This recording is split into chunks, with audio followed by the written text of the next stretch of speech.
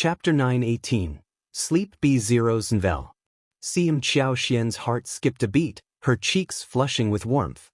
She couldn't help but cover her face with her hands, feeling a mix of embarrassment and delight. How could she have done such a thing? Slowly removing her hands from her face, she found herself stealing another glance at the man beside her. A sweet shyness enveloped her, accompanied by a sense of pride. How could her man be so amazing? Lost in her own thoughts, Qiao Xian pondered for a moment before deciding to fetch some water. Once the intoxicated man had been given half a cup of warm Zuvater, Qiao Xian settled down beside him. With concerns about Xiao Yunduan's potential discomfort from the alcohol and their upcoming journey the following morning, Qiao Xian held his hands and gradually transferred her own superpower into his body, bit by bit. Since her superpower had the ability to detoxify and unblock meridians, perhaps it could help eliminate the effects of the wine. It couldn't hurt to try, after all. Madame Qiao's men had been monitoring Qiao Xian's whereabouts for half the night. Seeing that she hadn't left or caused any trouble, Madame Qiao felt reassured. Qiao Xian held little significance in her own domain. She was merely a sharp-tongued woman. What else could she possibly do? Satisfied with her decision, Madame Qiao drifted into a deep sleep. She instructed 2 elderly women to keep watch over Qiao Xian's residence. However, despite it being mid-February with the sun shining brightly during the day, the nights remained chilly. The wind blew, and Qiao Xian shivered in the brisk air. Given Madame Qiao's confidence and the fact that they were only assigned to keep an eye on Qiao Xian, the 2 elderly women decided not to endure the entire night in the cold winds outside her courtyard. The couple spent some time together before returning to bed. At such a late hour, everyone was fast asleep, and Second Miss had no intention of leaving the house again. Thus, they missed the sight of Xiao Yunduan's return home. The backyard of the county office remained peaceful throughout the night. The next morning, Qiao Xian and Xiao Yunduan woke up. Xiao Yunduan was pleasantly surprised to see Qiao Xian's gentle smile, which made him even happier. He rubbed his forehead, feeling a sense of well-being and vitality. Qiao Xian had worried that she might wake up feeling unwell or dizzy after having too much to drink the previous night. However, she felt perfectly fine, no discomfort at all. He felt both relieved and amazed, realizing that he had underestimated his tolerance for alcohol. It turned out that he could handle his drink quite well. Irrespective of everything, it is getting late, and we must depart soon. Qiao Xian chose not to bring up Yinxing, as her husband had returned home alone, indicating that nothing had transpired. There was no need to mention it. However, Xiao Yunduan felt compelled to explain. "Oh, by the way, I had no other option but to get Officer Qiao drunk so that Miss Yinxing could stay and take care of him." "What?" Qiao Xian was taken aback. She quickly covered her mouth, bursting into laughter and wearing a bright smile. "Darling, you are so clever." Ha! She had misunderstood the situation. She had assumed her husband would refuse the ginkgo, but instead he declined it and gave it to Officer Qiao. Chapter 9:19. Hated B0's Nvel. Sim. When Madame Qiao found out about this, there would undoubtedly be a spectacle to witness. Qiao Xian wondered if Madame Qiao would seek help from her own family to address the situation. It seemed that karma had caught up with them swiftly. And Qiao Xian couldn't help but feel a sense of satisfaction. Observing Qiao Xian's cheerful smile, Xiao Yunduan also smiled. "Darling, should we leave the Qiao family as soon as possible?" Qiao Xian paused her laughter and pondered for a moment before shaking her head with a smile. "Let's stay and enjoy the show. I'm eager to see how my birth mother reacts." Xiao Yunduan nodded. "All right." He couldn't help but feel repulsed. "We can't just let them off the hook." Xiao Yunduan was truly at a loss for words. He despised Yinxing, who was casting provocative looks at him. In his eyes, such a woman was nothing more than shameless, lacking self-respect. The sight of them made him feel utterly disgusted. He hadn't liked it when his father-in-law asked Yinxing to drink with him, but he didn't think he had the authority to intervene. However, when his father-in-law instructed Yinxing to serve him, he firmly refused. Yet his father-in-law merely smiled and claimed it was a concubine he was offering him. He persistently insisted on bringing Yinxing to the capital, stating it would be a great honor to do so. It was absolutely repulsive. Despite repeatedly rejecting the proposition, his father-in-law believed he was pretending and continued to insist on bestowing Yinxing upon him. That shameless Yinxing attempted to sit beside him with a flirtatious smile, but he pushed her away, unable to bear it. But she continued to pester him with a shameless smile. Xiao Yunduan sneered inwardly. He pretended to spill wine on his clothes, and took the opportunity to scold Yinxing, blaming her for not serving her well. He even forced her to leave the table and kneel down to reflect. Yinxing was a talent in this field. She apologized with tears in her eyes and did not defend herself. She knew that she was just a plaything, and it did not matter if she was right or wrong. What mattered was that if her master said that she was wrong, then she was wrong. If she apologized and begged for forgiveness, her mistress would forgive her out of guilt. And if she defended herself, she would make her mistress even more furious. But was Xiao Yunduan someone who would feel guilty and forgive her? Of course not. Xiao Yunduan ordered her to kneel down, so she had no choice but to do so. County Magistrate Qiao smiled and told Xiao Yunduan not to blame the beauty. She knew that she was wrong, but that did not make Xiao Yunduan soften his heart. County Magistrate Qiao said nothing more.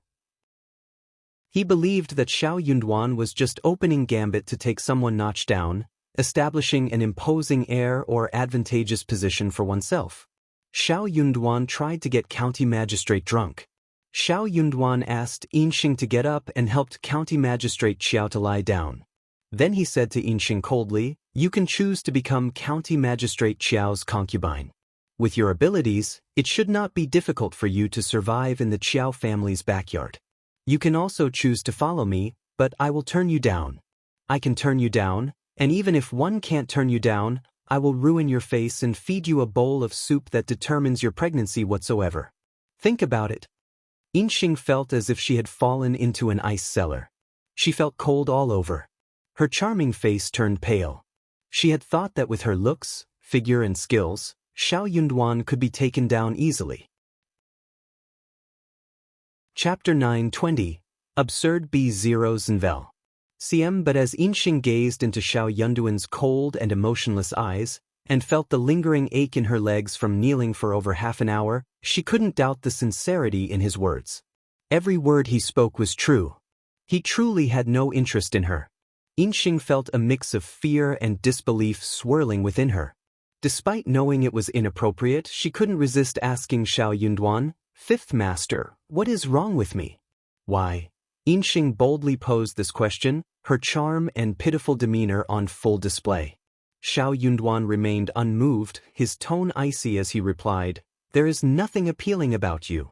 Did she think that every man in the world would be captivated by her? How absurd! In his eyes, she was nothing more than an alluring yet hollow woman. Even if a man claimed to like her, he would ultimately treat her as a mere plaything. Xiao Yunduan didn't even bother to compare her to his wife, for she wasn't worthy of being mentioned in the same breath. Yinxing felt a surge of displeasure, but she refrained from asking any further. She knew there was nothing to gain from pressing him. This man wasn't lying about his dislike for her. For the first time, Yinxing felt a deep sense of shame when facing a man. She clenched her teeth and shifted her attention to County Magistrate Qiao, who lay unconscious on the couch. That was her only option. If she couldn't become County Magistrate's woman tonight, Madame Qiao would ensure she had no chance at all. Madame Qiao would seek to destroy her. County Magistrate Qiao, although a minor official and advancing in age, at least offered some prospect of being a part of the family. Yinxing, young and beautiful, would always have a place by his side. It was better than having no future and remaining in ignorance. Xiao Yunduan observed Yinxing's gaze as she turned to County Magistrate Qiao, and he remained indifferent. Unable to resist, Yinxing asked, "Fifth Master, do you look down on me?"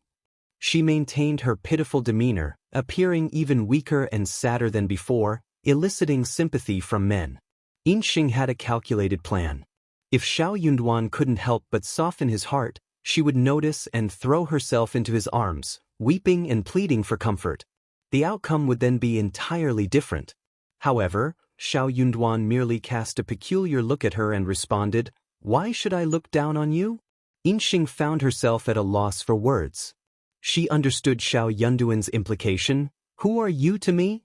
What significance do you hold in my life? Your actions are your own concern. Why should I look down on you?" Bitterness filled Yinxing's smile, stirring a whirlwind of emotions within her. It didn't feel pleasant.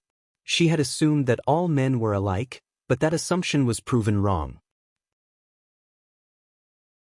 Chapter 921. Get Out B0 Zenvel. At that moment, a surge of jealousy washed over Yinxing. She couldn't help but feel envious of Qiao Xian's fortunate circumstances. Soon after, Xiao Yunduan departed. He had no curiosity about what transpired in the room after he left. All he knew was that he needed to return to his wife promptly. The alcohol he consumed weighed heavily on him, causing a slight dizziness he could no longer tolerate. After Qiao Xian and Xiao Yunduan finished freshening up, they went to bid farewell to Madame Qiao. County Magistrate Qiao remained asleep in the study. Madame Qiao was pleased to learn they had come to say their goodbyes, but when they stood before her as if nothing had happened, she furrowed her brow. "Where is Yinxing?" "Xian, now that Yinxing has become Yunduan's woman, you should treat her well and fulfill your duties as a proper wife." "Madame Qiao, please refrain from making baseless assumptions."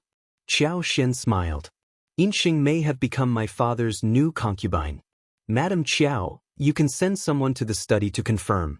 As a proper wife, I assure you one will treat concubine Yinxing with kindness." "What do you mean?" Madame Qiao's heart sank as she glared at the couple. Xiao Yunduan spoke up, "Elle drank excessively last night, so I retired to my room. Yinxing is tending to my father-in-law in the study." Madame Qiao remained speechless.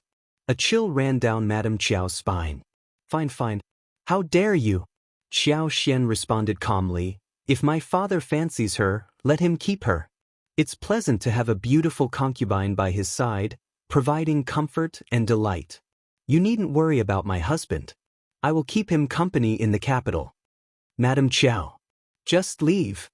Madame Qiao stormed out in anger, paying no attention to Qiao Xian and Xiao Yunduan as she made her way straight to Officer Qiao's study. Qiao Xian and Xiao Yunduan exchanged glances and chuckled. Qiao Xian spoke, "Seems like nobody has the time to entertain us. Let's go." "Agreed." The two of them departed from the county office's backyard, leaving the scattered chicken feathers behind. County Magistrate Qiao basked in satisfaction after the night's events. He felt rejuvenated, as if he had shed a decade's worth of burden in a single night. The feeling was invigorating. County Magistrate Qiao woke up at dawn and immediately understood the reason for his elevated spirits. He had held his alcohol well and hadn't passed out the previous day. Madame Qiao stormed to the door, her anger palpable, nearly startling County Magistrate Qiao. It was about to become quite lively. Madame Qiao's fury reached its peak, leading to a heated argument with County Magistrate Qiao and a desperate attempt to harm Yinxing. Initially, County Magistrate had harbored a hint of guilt, but Madame Qiao's words kindled an intense rage within him. While he respected Madame Qiao as the matriarch, it didn't grant her free rein to act as she pleased. Chapter 922. Unwilling B0 Zenvel. CM County Magistrate Qiao, frustrated with the situation, snapped at Madame Qiao instead. Madame Qiao found herself powerless against Yinxing, who enjoyed the protection of her husband. Yinxing knew that her sole supporter was County Magistrate Qiao. After what she had done to Madame Qiao, she suspected that Madame Qiao wanted her dead. Yinxing was no concubine due she possessed youth, beauty, and a cunning nature. In a calculated move she vept before County Magistrate Qiao, feigning weakness and eliciting his pity. County Magistrate Qiao, having finally found such a captivating woman, refused to relinquish the pleasure he had been denied for so long. Furthermore, Qiao Xian's revelations had dispelled any illusions he held about his wife's virtuousness. Therefore, he took precautions and ensured the safety of concubine Yinxing. Madame Qiao's annoyance grew to unprecedented levels. She was consumed by anger. Her fury was so intense that she contemplated sabotaging her own position. She refused to give up until she dealt with Yinxing. However, time and again she failed in her endeavors. Thus, County Magistrate Qiao's household became a hotbed of tension and conflict. His wife and concubine engaged in heated battles. Concubine Du took pleasure in Madame Qiao's misfortune. Although she couldn't openly act against Madame Qiao, she constantly fed information to concubine Xing, further exacerbating Madame Qiao's distress. Madame Qiao directed her anger towards Qiao Xian and Xiao Yunduan, attempting to take it out on the innocent members of the Xiao family. However, County Magistrate Qiao remained vigilant. Madame Qiao found it difficult to exert her authority in the governmental office, and not everyone in the household obeyed her commands. No sooner had she given an order than County Magistrate Qiao was informed of her actions. County Magistrate held on to hope for Xiao Yunduan and was determined to prevent any offense against him. Madame Qiao had only Auntie Ling and a few trusted men by her side. However, their expedition to Xiaoding village yielded no advantage. The land officer would handle matters concerning the first section of the Xiao family. Before their departure, Qiao Xian and Xiao Yunduan shared a few additional details with Ms. Feng. Auntie Ling had no intention of deceiving anyone. Madame Qiao grew increasingly infuriated. Unable to find an outlet for her anger, she caught a cold and fell ill. In May, when County Magistrate Qiao traveled to the capital, he was still unwell. The county magistrate even suggested that she stay in the county to recover, with Qiao Wei taking care of her. They could join him in the capital once she regained her health. However, before he could finish speaking, Madame Qiao snapped at him. Madame Qiao persistently referred to concubine Xing as a derogatory term, likely an idea planted by concubine Xing herself. She continued to curse County Magistrate Qiao. She was adamant about not staying behind with her daughter for recuperation. Clenching her teeth, she resolved to accompany them to the capital. Things began to improve as they journeyed onward. Her condition improved slightly, but her body was weakening. Fatigue had taken its toll, leaving her lacking energy and frayed nerves. Qiao Xian was taken aback the next time he saw her. Qiao Xian and Xiao Yunduan reached the province in the evening and settled in at the Yuezheng family's residence. Aware that their arrival was imminent, First Madame had already made arrangements for their accommodations. She held genuine affection for Qiao Xian, and if Xiao Yunduan and Qiao Xian treated her as an outsider, it would deeply hurt her. They spent 3 days in the province, during which Qiao Xian and Yuezheng Xiao decided to purchase tea leaves, snow fungus, and lipsticks. Yuezheng Xiao could arrange for someone to directly buy these items from Xiaoding village. Chapter 923, Kindness B0 Zenvel. Seem as the days grew warmer, the dessert store's business was bound to improve. With fresh cassava powder, creeping figs, dragon fruits, papayas, and other fruits, along with a sufficient supply of fresh milk from the Xie family, the business was poised to flourish. Qiao Xian couldn't oversee this matter, so Yuezheng Xiao had to take charge of it. Qiao Xian went to inspect the dragon fruits and papayas that were planted at the end of the previous year. Thanks to the mild winter, the papayas had begun sprouting leaves, while the dragon fruits looked healthy and green. Having endured the winter without any frost, they had thrived. Qiao Xian utilized her superpower to help them gather energy and vitality, ensuring that they would sprout leaves and bear fruit as the weather turned warmer. By the time she and Xiao Yunduan returned from the capital, the papayas and dragon fruits should be bearing fruit in abundance, shouldn't they? Regrettably, sugarcane and pineapples couldn't be planted this year. However, the blooming and fruit-bearing potential of lychees, longans, and mangoes depended on this year. If they flourished, they could be planted on a larger scale next year, and by then, sugarcane and pineapples could also be cultivated. Especially sugarcane, which could be used to make sugar. Within her space cabin, the system could identify the most advanced sugar-making processes and the necessary tools and equipment, offering yet another way to generate quick income. 3 days later, the caravan set off for the capital. Qiao Xian, Xiao Yunduan, Li Xia, Li Qiao, and Songshi were accompanied by Xiao Yunduan's friends, Lu Min and Gu Zhiyou, who were also recommended men. They would travel together, providing mutual support and companionship in the capital. Lu Min and Gu Jiao were already aware of Xiao Yunduan's close relationship with the wealthy Yuezheng family, the young master of the Xie family, and the prosperous Xiao family. They were astounded. They hadn't anticipated having such a powerful ally by their side. Xiao Yunduan appeared to maintain a low profile. Rather than feeling envious of Xiao Yunduan, Lu Min and Gu Jiao admired him.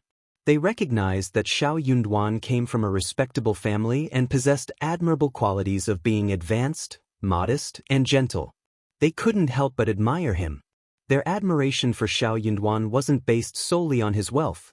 They continued to hang out with him as they had before. A genuine appreciation grew between them. Xiao Yunduan had a keen eye for choosing his friends. However, if Qiao Xian and Xiao Yunduan were to learn that Lu Min and Gu Jiao saw Xiao Yunduan as a low-profile rich man's son, they would find it amusing and bewildering. Those words held no truth in their relationship. On the day of their departure, First Madam bid them farewell alongside Yuezheng Xiao and Xie Jingrong. First Madam couldn't help but grasp Qiao Xian's hands, advising her not to be afraid of any troubles she might encounter. She asked Qiao Xian to relay a message to the northwest, where the Yuezheng family store was located. It was not too far from the capital, and it might prove helpful. Qiao Xian felt deeply moved. With a smile, she expressed her gratitude and asked First Madam to take care of herself as well. The caravan was led by a boss named Tang. Observing the high regard shown to Qiao Xian and Xiao Yunduan by the Yuezheng family and the Xie family, Boss Tang developed even greater respect for them. They all treated the recommended men and the older masters with reverence, as if they were their own ancestors.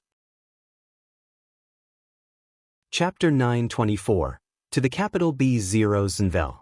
CM Qiao Xian, Xiao Yunduan, Lu Nian, and Gu Jiao were not arrogant individuals.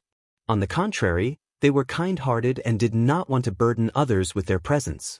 They covered their own expenses for food and accommodation, ensuring they didn't take advantage of the caravan. Instead, they would stop for a day and a half upon reaching large towns, purchasing local specialties like candied fruits, fried goods, pastries, roasted chicken, and braised meat to treat everyone. Qiao Xian even instructed Li Xia, Li Qiao, and Songshi to distribute red packets to every member of the caravan based on the position of the recommended men and older masters. They gave the most to Boss Tang with 30 liang, and at least 2 liang to the laborers, considering it a symbol of good luck. The caravan members were delighted to see their generosity, which led to a significant improvement in friendliness and camaraderie. Initially, some individuals expressed concerns about the scholars joining the caravan, fearing they would be burdened with additional responsibilities. However, all such worries vanished. Boss Tang and the other leaders felt a deep sense of gratitude and even treated them to 2 meals at a restaurant to express their guilt. Lu Min and Gu Jiao privately expressed their gratitude to Xiao Yunduan and Qiao Xian, praising them for their thoughtfulness. They even proposed gathering together. Without the support and consideration of Xiao Yunduan and Qiao Xian, they wouldn't have been able to enjoy such freedom during the journey. The trip was remarkably relaxing. Merchants differed from businessmen. Merchants could simply wait in their shops for customers to arrive, while businessmen had to travel long distances and sleep under the open sky. Each journey was challenging, so they made efforts to carry as many goods as possible. Consequently, they didn't travel at a fast pace. Fortunately, the caravan was well established, and they had predetermined places to eat and rest along their route. Xiao Yunduan estimated that they would reach the state of Zheng by early March. At that point, their journey with the caravan would come to an end. From the northern part of the state of Zheng, the official road was wide and smooth, without any remote areas to traverse. They could hire a few individuals from the State Zheng Wagon Company to accompany them for the final stretch, reaching the capital in just 3 or 4 days.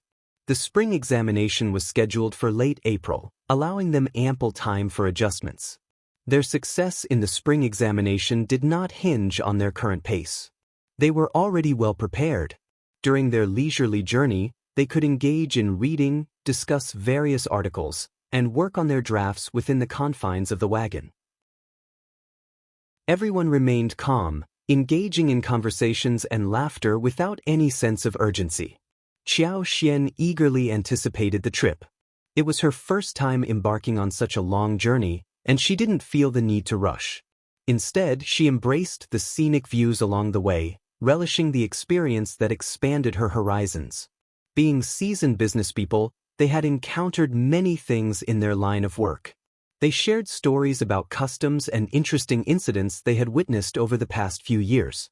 While they didn't take everything too seriously, it was still highly intriguing. Qiao Xian displayed a genuine interest in their tales. After leaving the province, they traveled for 4 consecutive days. Besides staying at the finest hotel, they pushed forward until they reached a bustling and vibrant town. They intended to stay in this town for a day to replenish their supplies and exchange goods. The members of the caravan enthusiastically introduced them to the town's unique delicacies and captivating sights, inviting them to explore and indulge. Qiao Xian couldn't contain her excitement and eagerly anticipated savoring the local culinary delights. Sensing the couple's enthusiasm, Lu Min and Gu Zhio smiled understandingly and discreetly left them alone. Chapter 925. Potato discovered B0 CM. Despite having limited time, they managed to explore the town thoroughly within a day. Xiao Yunduan accompanied Qiao Xian to visit the local markets, including the flower and bird markets, as well as the dry goods markets. In return, Qiao Xian accompanied him to browse through the bookstores. During lunchtime, they dined at a restaurant where the roasted chicken and an unfamiliar fish dish stood out for their exceptional flavors. Qiao Xian also stumbled upon some unique glutinous rice and flour-based cakes, which were a novelty compared to what she had encountered in the province. She purchased some and shared them with Li Xia and the others. One thing that left Qiao Xian feeling a tinge of regret was the lack of new items in the market and the limited expansion possibilities for small vegetable fields and orchards at the moment. However, her confidence remained unwavering. She was certain they would come across new opportunities along their journey. As expected, during the subsequent part of their journey, Qiao Xian managed to acquire several varieties of vegetables and fruit trees. They obtained different types of peppers, beans, loofahs, and various vegetables. Additionally, there were peaches, grapes, persimmons, and roses of different varieties. While finding these items wasn't particularly difficult, Qiao Xian had to figure out how to store them in the space behind Xiao Yunduan's back. That day, they spent the night in a small town just 2 days away from the state of Zheng. Since there were no suitable accommodations ahead, they decided not to continue their journey, even though they had arrived in the town earlier than expected. Coincidentally, 2 businessmen announced that they had 2 boxes of rare goods from overseas available for purchase at an affordable price. They emphasized that this was the only store offering such goods before they passed the village. This announcement piqued a lot of interest among the crowd. Qiao Xian initially had doubts about the authenticity of the goods, but an employee from the caravan informed them that the 2 businessmen must have acquired the rare items through illicit means and were discreetly selling them in this inconspicuous location. Such occurrences were not uncommon. Most of the items were genuine, and the prices were reasonable. Qiao Xian and Xiao Yunduan became curious and decided to observe the spectacle. The 2 boxes contained a wide array of items, ranging from jewelry with damaged gemstones, fans, bead bracelets, knives, incense, perfumes, wooden carvings, tea leaves, handkerchiefs, to beautiful conch shells, and more. Many people were squatting on the ground, meticulously sifting through the merchandise and haggling over prices. Qiao Xian found the scene intriguing but refrained from making any purchases. However, her attention was immediately captivated when one of the businessmen pulled out a roll wrapped in yellow paper from his pocket and began to eat it. Qiao Xian couldn't take her eyes off the sight. To her astonishment, the rolls were filled with meat and vegetables, including shredded potatoes. Qiao Xian had been searching for potatoes and sweet potatoes for quite some time. Yuezhing Xiao had even sent his men to inquire in the south, but they had found no leads. Qiao Xian had been patient, but she hadn't expected to come across them so easily. Unable to contain her excitement, Qiao Xian whispered to Xiao Yunduan, expressing her desire to obtain the rolls. In response, Xiao Yunduan approached the businessman and inquired about the contents of the roll, mentioning that it looked appetizing. Upon hearing Xiao Yunduan's question, the man felt a sense of pride. He smiled and replied, "You have great taste and you've noticed it. This is taro from the west, cultivated in the fields. It's delicious." Chapter 9:26, Taste B0 and Vel.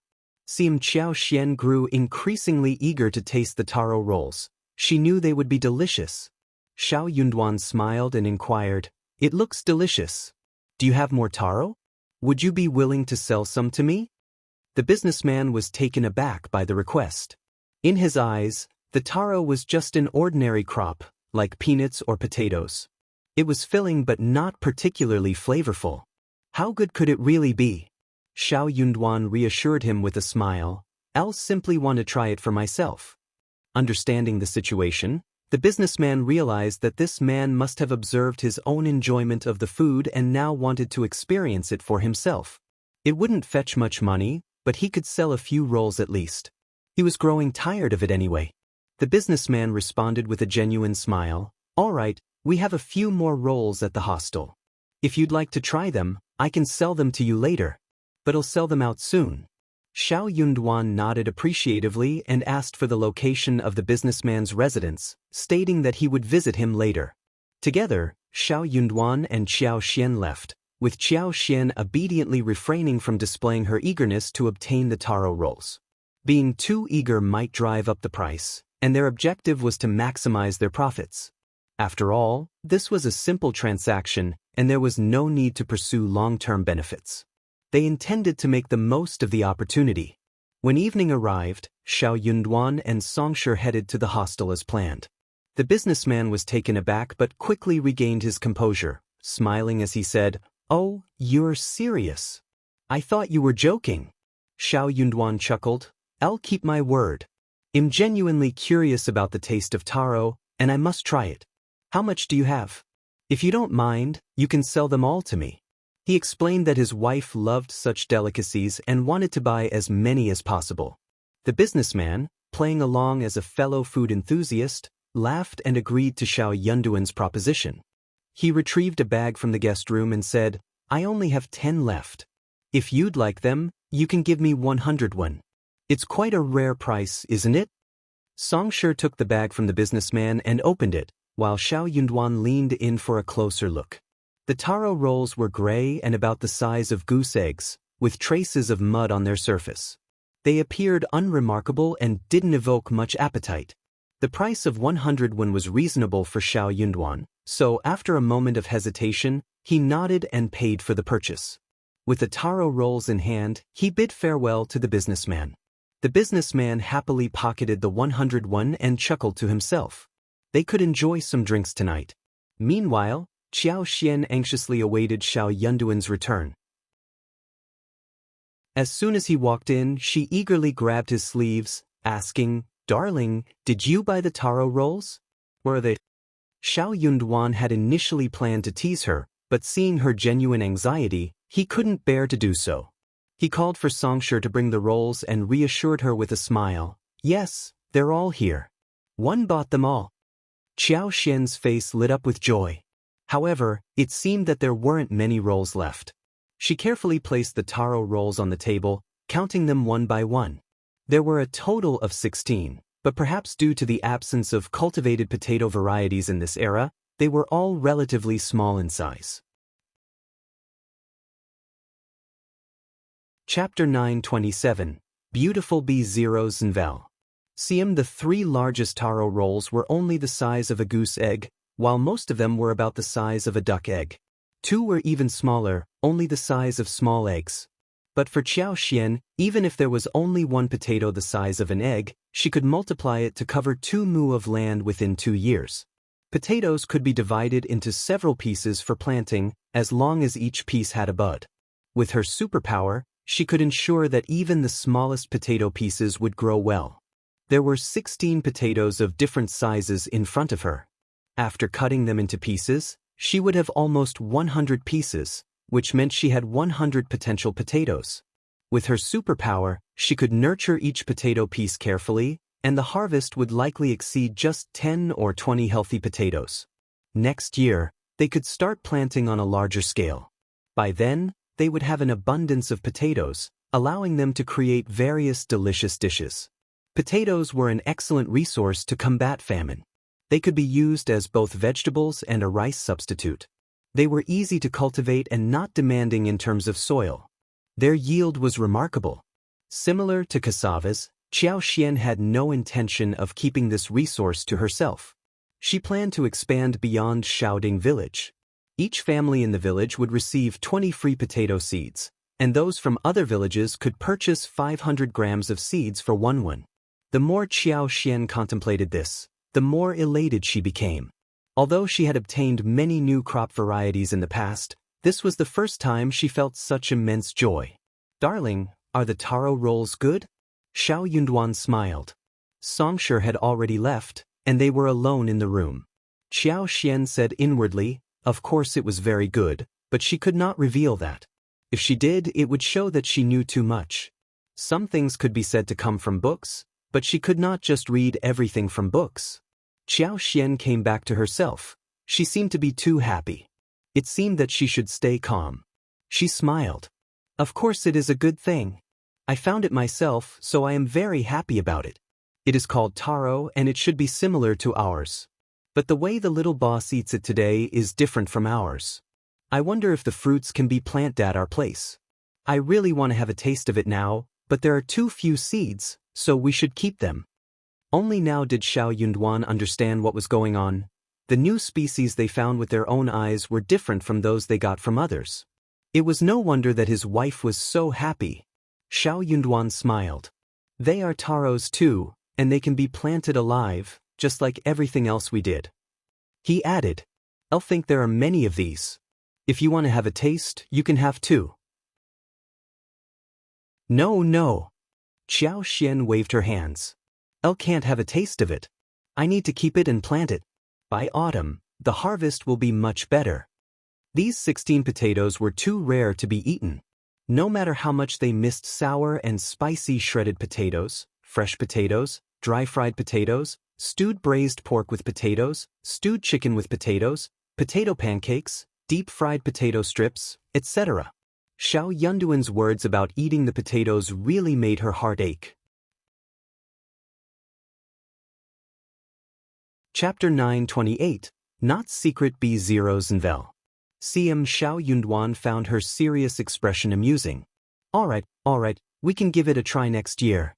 Yes, next year will be fine. Qiao Xian felt a surge of happiness. She placed the potatoes back in the middle compartment, but she still worried about the valuable seeds. She decided that storing them in the storage space would be the safest option. Before long, they arrived at the state of Zheng. The city was a vast metropolis situated in the Central Plains, far more expansive and prosperous than the province they came from. Even before entering the city, they could sense the bustle and magnificence of this ancient place.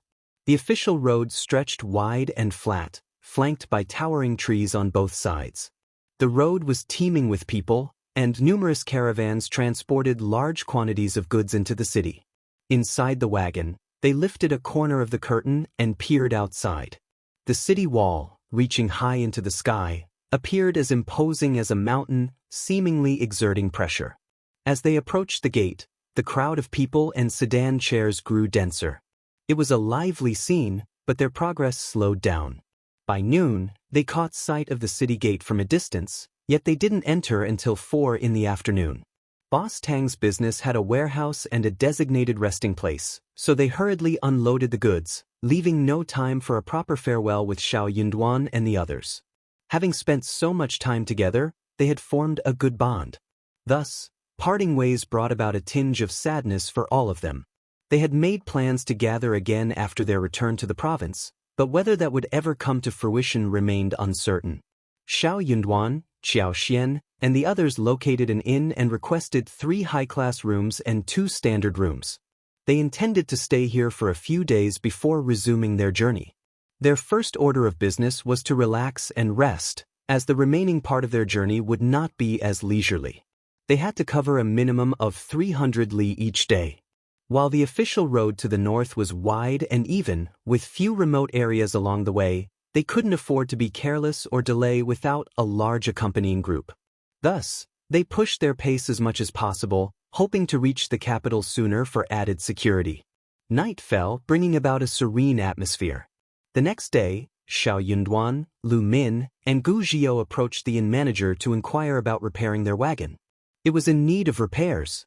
They sought out a reputable escort agency in the area and decided to hire 3 or 4 escorts from the agency. With their original group of masters and servants, they now numbered over 10 people. This arrangement made them feel more secure. Qiao Xian offered reassurance, mentioning that it was a time of peace and prosperity, and they were traveling along the official road. There was no reason to worry, they would surely be fine. Upon hearing this, Lu Min and Gu Qiao felt comforted. They repeatedly praised Qiao Xian, claiming she was superior to them. In truth, Qiao Xian wasn't trying to console them. She wasn't afraid at all. She would simply exercise caution along the way and rely on her superpower to survey everything within a 10-mile radius. No powerful thieves could hide from her. Even before they approached, she could manipulate the vines and branches in the mountains to incapacitate them. During the journey with the caravan, they passed through some remote areas with complex terrain. Qiao Xian remained vigilant, utilizing her superpower to observe her surroundings. However, the journey remained peaceful, devoid of any strange occurrences. Chapter 929. House in the Capital B0 Zenvel. CM Xiao Yunduan planned to discuss matters with Lu Min and the escort agency, so Qiao Xian took Li Qiao and Li Xiao for a stroll. Opportunities were scarce, and Qiao Xian didn't hold much hope for new crops like potatoes. However, she came across numerous apple and pear trees. Li Xiao and Li Qiao were easily deceived. Qiao Xian found a pretext to send them away temporarily. She casually purchased fruit tree saplings and discreetly found a quiet alley where no one was around. There, she stored the saplings in her secret space for safekeeping. After 2 days, all repairs were completed and supplies were replenished.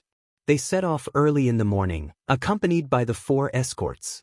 It was early March, and the weather grew warmer as they journeyed northward. The sun beat down intensely.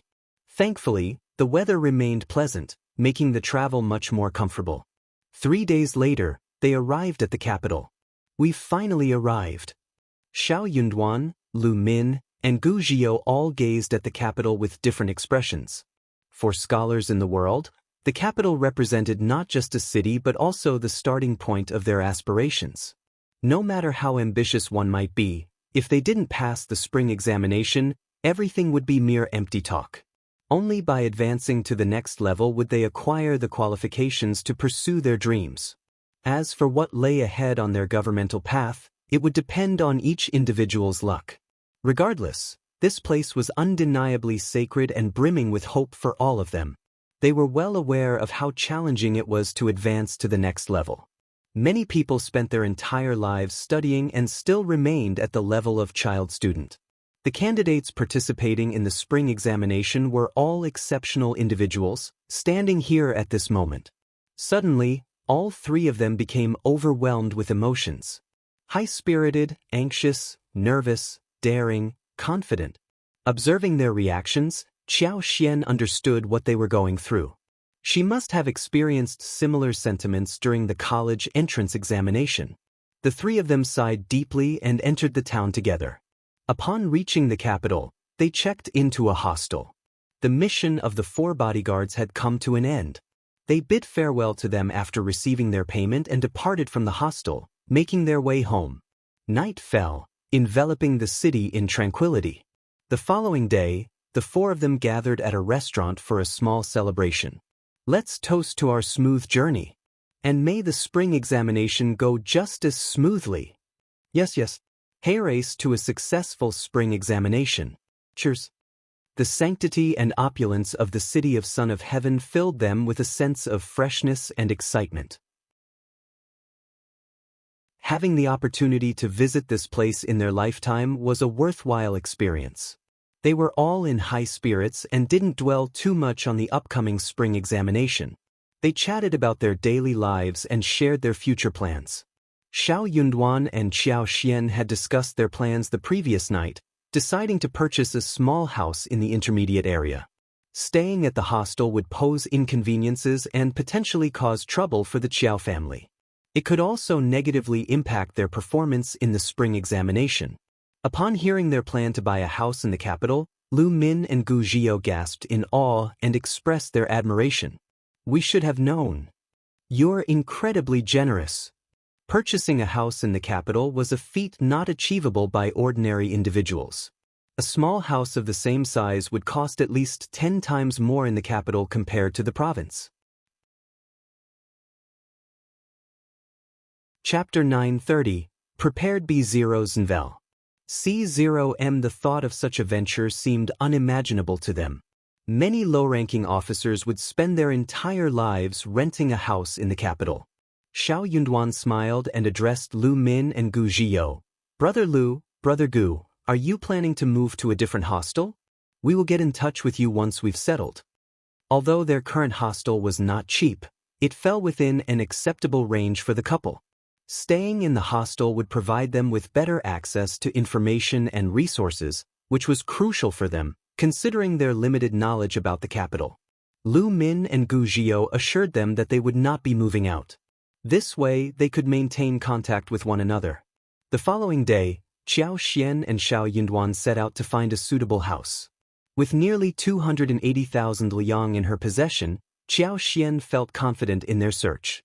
Finding a suitable house proved to be not too difficult. Moreover, they were not overly particular. As long as the house was of intermediate size and had a good environment, sturdy structure, and cleanliness, they could move in after a simple cleaning. They visited 3 properties on the same day and settled on purchasing a courtyard house in the intermediate section of an alley near the southern moat. The brick wall surrounding the property stood over 2 meters tall.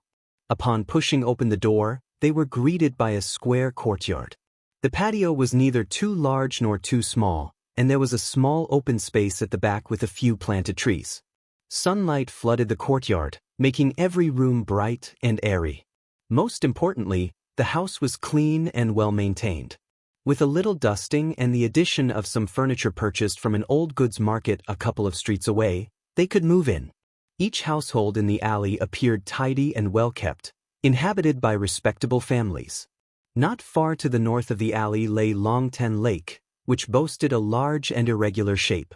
The lakeside was adorned with flourishing grass and trees, with reeds and lotus flowers dotting the shallow water. On pleasant weather days, it was a popular spot for boat tours, boasting picturesque scenery. Qiao Xian was particularly fond of this location. Despite being the most expensive option among the 3, they decided to make the purchase. They spent a total of 5,000 liang on the property. In the province, that amount of money would be sufficient to buy an area of approximately 7 or 8 mu. Qiao Xian hired a land agent to assist with the cleaning, using some additional funds for the task. The following day, they furnished the main room, east and west wing rooms, and the kitchen, moving into their new home by the afternoon. The kitchen was equipped with pots, pans, oil, salt, sauces, vinegar, and a cart of firewood. Tables, chairs, beds, cabinets, and other furniture items were added to the rooms, along with curtains, draperies, cushions, and bedrolls. The remaining furnishings could be added gradually over time. During this era, all furniture was original and environmentally friendly. There was no need to wait for the house to air out. They could settle in without worry. Now, Qiao Xian and Xiao Yunduan had a home of their own in the capital's intermediate section. Xiao Yunduan invited Lu Min and Gu Zhiyou to visit, sharing a meal and awaiting the spring examination. Occasionally, Xiao Yunduan and Lu Min would venture out to the gathering place of the examination candidates to catch up, chat, and gather news. Many aspiring scholars were filled with anxiety and worry. Some formed groups and pooled their money to purchase gifts, hoping to visit nobles or influential families and seek their guidance. They believed that receiving such guidance would be more beneficial than studying for 10 years. Chapter 931, Dealing with the Qiao Family B0 Zenvel. C0M Xiao Yunduan, Lu Min, and Gu Zhiyou chose not to involve themselves in such matters. While Emperor Xian had a fascination with Taoist Shangzhen and alchemy for longevity, the imperial examination held utmost importance in the country. With so many people watching, no one dared to stir up trouble. The consequences of any misstep would be exile and annihilation of the entire family. Unless the dynasty was utterly corrupted, the scholars participating in the imperial examination would not dare to cause any disturbance in the presence of the emperor. Furthermore, the crown prince, known for his steady and virtuous nature, commanded great respect. No one would dare to act against his favor.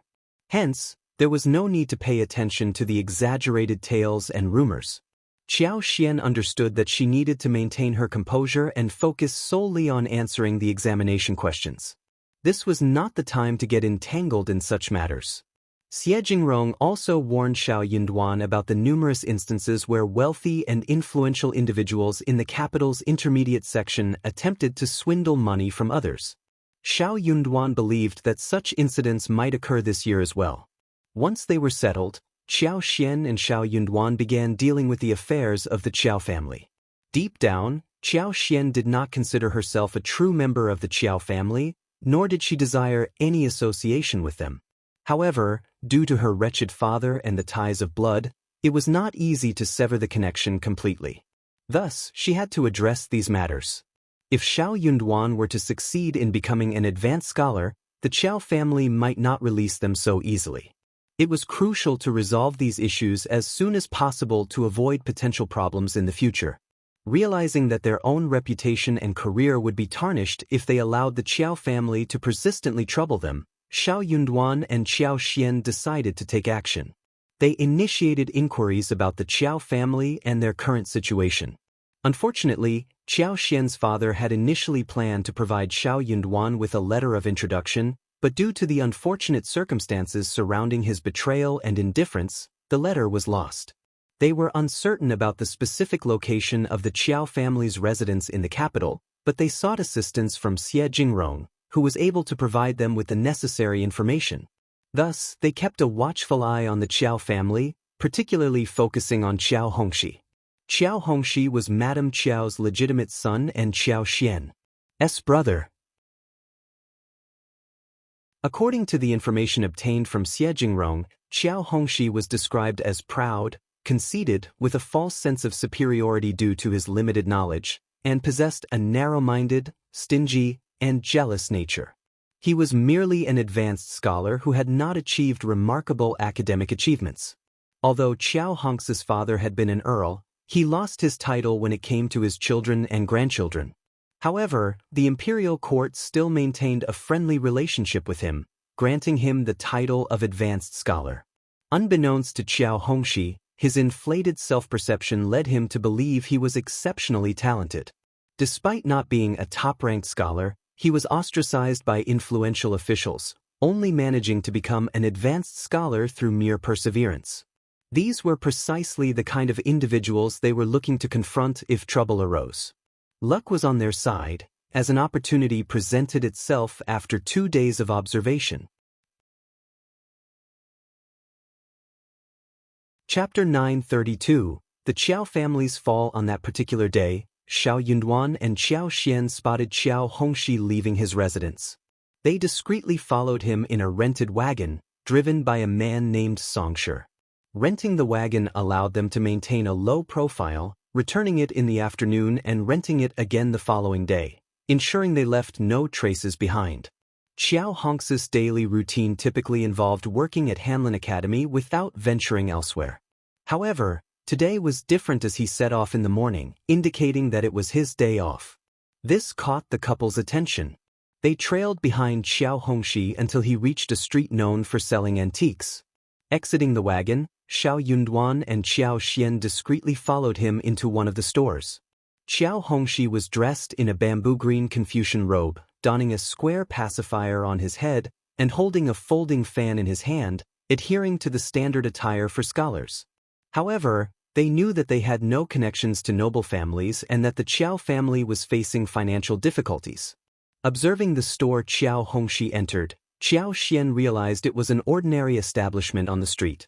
It seemed that Qiao Hongxi couldn't afford anything more upscale. With only 50 liang in his pocket, Qiao Hongxi aimed to purchase a good jade pendant.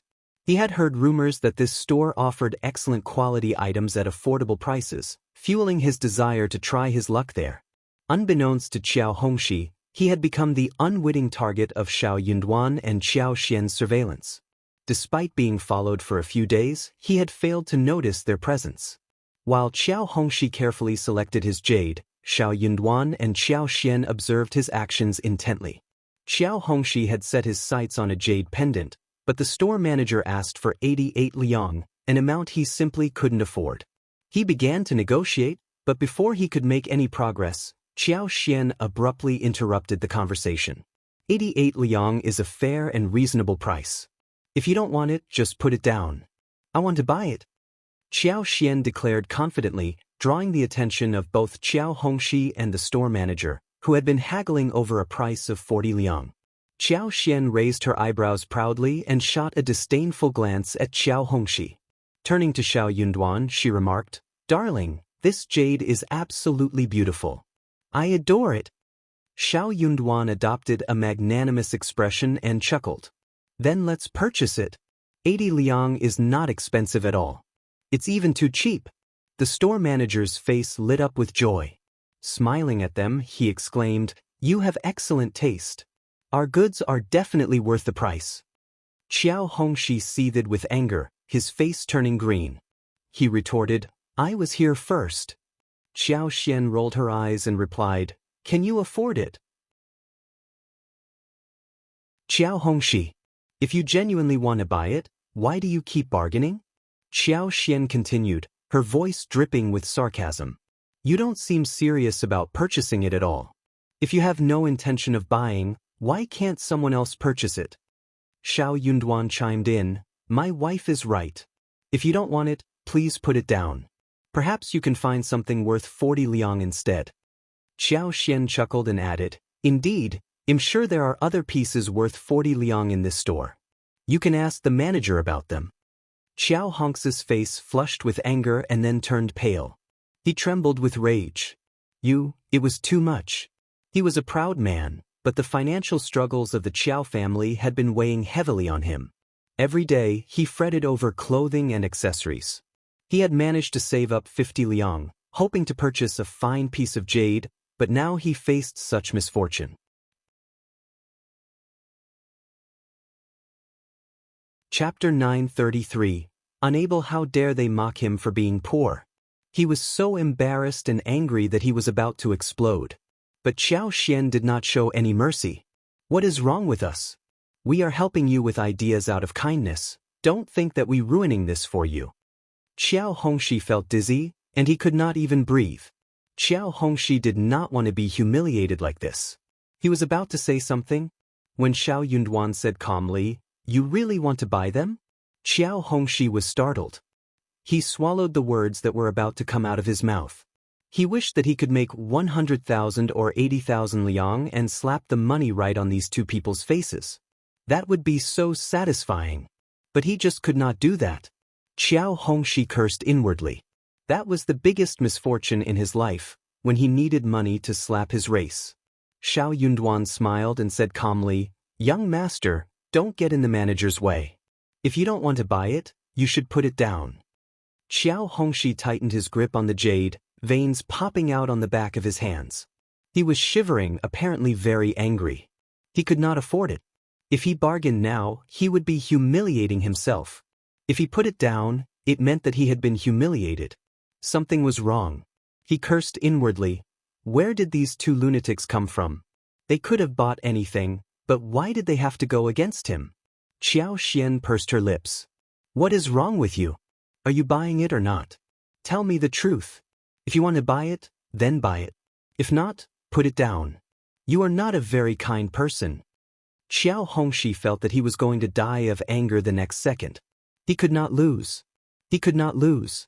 Otherwise he would be totally humiliated as the editor of the Hanlin Academy. "Of course I will." Qiao Hongxi sneered and said with clenched teeth. Having said the words, he suddenly felt much better. He threw a proud look at Qiao Xian and Xiao Yunduan. "We have nothing else to do, aren't you leaving?" Xiao Xian said, That is such a pity. You can buy yours and we can look at other things, okay? You can drive away the guests for the manager, right? I want to buy that and you drive us away, don't you want to buy that too? Then you can have it, we won't argue with you. She pointed at a small jade rabbit on the shelf. The 3-inch-long jade rabbit was used to make medicine. The carving was smooth and the jade was smooth. It was very lovable and the price would not be very cheap. The manager knew what to do. He took down the small and exquisite ornament and carefully put it on the counter, smiling. This jade rabbit is used to make potions and ornaments. Look at how fine the carving is. It costs only 100 liang, very cost-effective. Qiao Xian smiled at Qiao Hongxi. Young master, do you want it? Qiao Hongxi threw a glare at Qiao Xian. She kept cursing inwardly. She had not checked the almanac today, so why did she run into this strange couple? He could not wait to drive them away because he did not want to be humiliated in front of them. But they were so difficult to deal with. Qiao Hongxi wanted to be generous, but that was not going to happen. He did not dare to pretend to be very rich anymore. Instead, he snorted and ignored Qiao Xian's words. He gritted his teeth, so be it. He took out the 50 liang from his pocket. I don't have enough money today. Here is 50 liang, and you can go to the Qiao family at West 6th Street.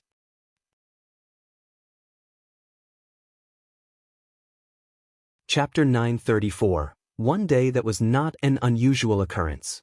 Those esteemed ladies and young gentlemen didn't typically carry a substantial amount of money with them when they went shopping. Instead, they would simply choose whatever they desired, sign the bill, and request the manager to collect the payment from their family's accountant. However, there was a prerequisite for this arrangement. The family had to be a regular guest or a legitimate noble family residing in the capital's vicinity. Moreover, the expenses were considerable, amounting to at least several hundred liang, or even thousands or tens of thousands. Firstly, Qiao Hongxi was not a frequent patron, and secondly, the Qiao family lacked recognition. Furthermore, he had requested someone to retrieve 38 liang on his behalf. How audacious! West 6th Street was quite the distance away. The manager furrowed his brow and spoke with a courteous smile. I apologize, young master, but this is a small business that does not extend credit. Additionally, I am the only staff member present and need to attend to the store, making it impossible for me to collect the payment at your doorstep. Perhaps you could return at a later time? Manager Qiao was already affording Qiao Hongxi some face. He was providing him with an opportunity to save face. Qiao Xian and Xiao Yunduan remained silent. However, standing beside each other, their satisfaction was evident, intensifying Qiao Hongxi's sense of humiliation. Yet what other recourse did he have? He was rapidly depleting his funds. He clenched his teeth and resolved to spend an additional 38 taels of silver to acquire the jade, even if it resulted in reprimands. However, they refused to allow him to make the purchase on credit. Their condescending attitude was directed at his lack of wealth. If only he possessed sufficient funds, if the Qiao family still retained their status, and if they remained the affluent and influential family of yore, the manager would not have dared to treat him in such a manner. The couple would not have dared to ridicule him. One day, he would revive the Qiao family and exact revenge on those who had belittled him. All right, then, next time. Qiao Hongxi feigned composure, but deep inside he was consumed by embarrassment. His words came out stiffly, and his face burned with humiliation. He placed the jade back and exited the shop with his head hung low. He was in no mood to continue shopping, so he made his way home, engulfed in a despondent mood. However, he was suddenly jostled and fell to the ground. Before he could express his anger, the person who bumped into him scowled. What's wrong with you? Can't you watch where you're going? How unlucky. Then, with a contemptuous spit, she walked away. Qiao Hongxi angrily picked himself up from the ground. This world was filled with snobbish, haughty people. He was nothing but a servant from some family, dressed like a scholar. How dare she treat him with such rudeness? He had neither wealth nor influence. How could he be subjected to such disdain? Misfortune, misfortune. Qiao Hongxi cursed silently, regretting that he hadn't consulted the almanac that day. Annoyed by Qiao Hongxi, Qiao Xian and Xiao Yunduan decided not to purchase the jade. Although Qiao Xian didn't like the item Qiao Hongxi had chosen, he bought a jade rabbit for medicinal purposes. The manager bid them farewell with a favorable impression. He smiled and saw them off. As they left the store, they exchanged smiles with each other. Qiao Xian, in particular, felt a deep inner joy. In the original host's recollection, this elder brother had always been as cold as her father. Every time he looked at her, it was as if she were a worthless pile of rubbish. Even when he witnessed the maids mistreating her, he turned a blind eye.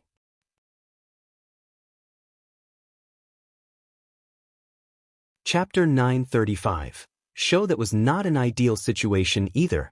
That happened to be Madame Qiao's son. That's quite satisfying. It's good to see you happy. Shall we pay a visit to the Qiao family now? Sure, let's go.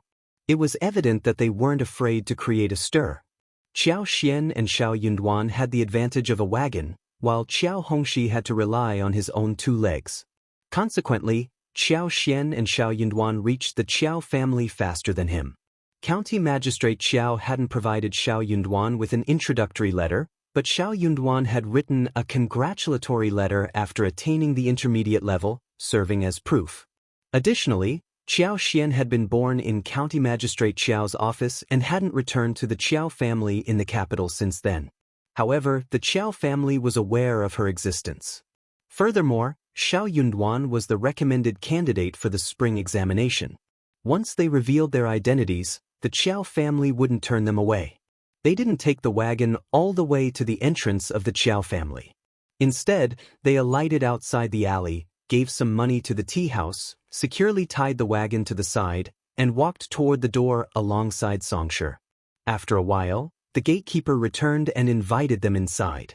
As for the heads of the Qiao family, none of them came out to greet them. In the hall, Madam Lady Qiao, First Madam Qiao, Second Mrs. Qiao, and First Madam Qiao's youngest son, Qiao Hongming, the 4th son of the Qiao family, were present. Behind a folding screen were the 2 legitimate daughters of the second branch of the family, Qiao Fang and Qiao Li. The 2 sisters whispered to each other, snickering and ridiculing. They discussed Qiao Xian and Xiao Yunduan's arrival outside the Qiao family. Madame Lady Qiao and the others were more curious than hopeful. They maintained a guarded stance, knowing that if this couple sought any advantages from the Qiao family, they would never ask for help. First Madame Qiao remarked that he was merely the husband of a concubine's daughter. So what if he had become a recommended man? Becoming an advanced scholar was no easy feat. The world was filled with countless exceptional young talents, each one unique and extraordinary. How could a son-in-law of a concubine have a chance? If that man truly possessed exceptional abilities, he wouldn't have allowed himself to be taken advantage of by a concubine's daughter. First Madame Qiao's husband had attained the position of a 6th-ranked officer in the Ministry of Rights due to his connections with the imperial court. His days were numbered, and he was merely wasting his time. Their eldest son, Qiao Hongxi, served as an ordinary soldier in the imperial army, earning a modest income each month. The youngest son, Qiao Hongming, held the 4th position, yet he had no significant achievements to speak of. Second Mrs. Qiao's husband was unemployed, managing 2 small fields and 2 stores. Their son, Qiao Hongquang, the 2nd son, devoted himself to studying and preparing for the imperial examination. However, he was 3 years older than Qiao Hongxi, the 3rd son, and was only considered a cultivated talent. Reaching the intermediate level would prove to be quite challenging for him. When the members of the 1st and 2nd branches of the family learned that County Magistrate Qiao and his son had both become intermediate advanced scholars, with County Magistrate Qiao even poised to become an advanced scholar himself, they couldn't help but feel a bitter sense of envy. County Magistrate Qiao would soon return to the capital and likely hold a higher position than old Master Qiao. This fact greatly annoyed First Madame Qiao. Qiao Xian and Xiao Yunduan would not be warmly welcomed at the doorstep. As for Madame Lady Qiao, she held a bias towards her 3 sons, just like the short and long fingers she had.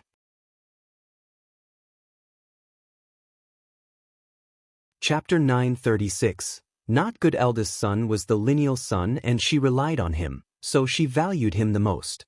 Second son was obedient and had a bad health when he was young, so she spent a lot of efforts to take care of him, so the mother and the son had a very deep relationship.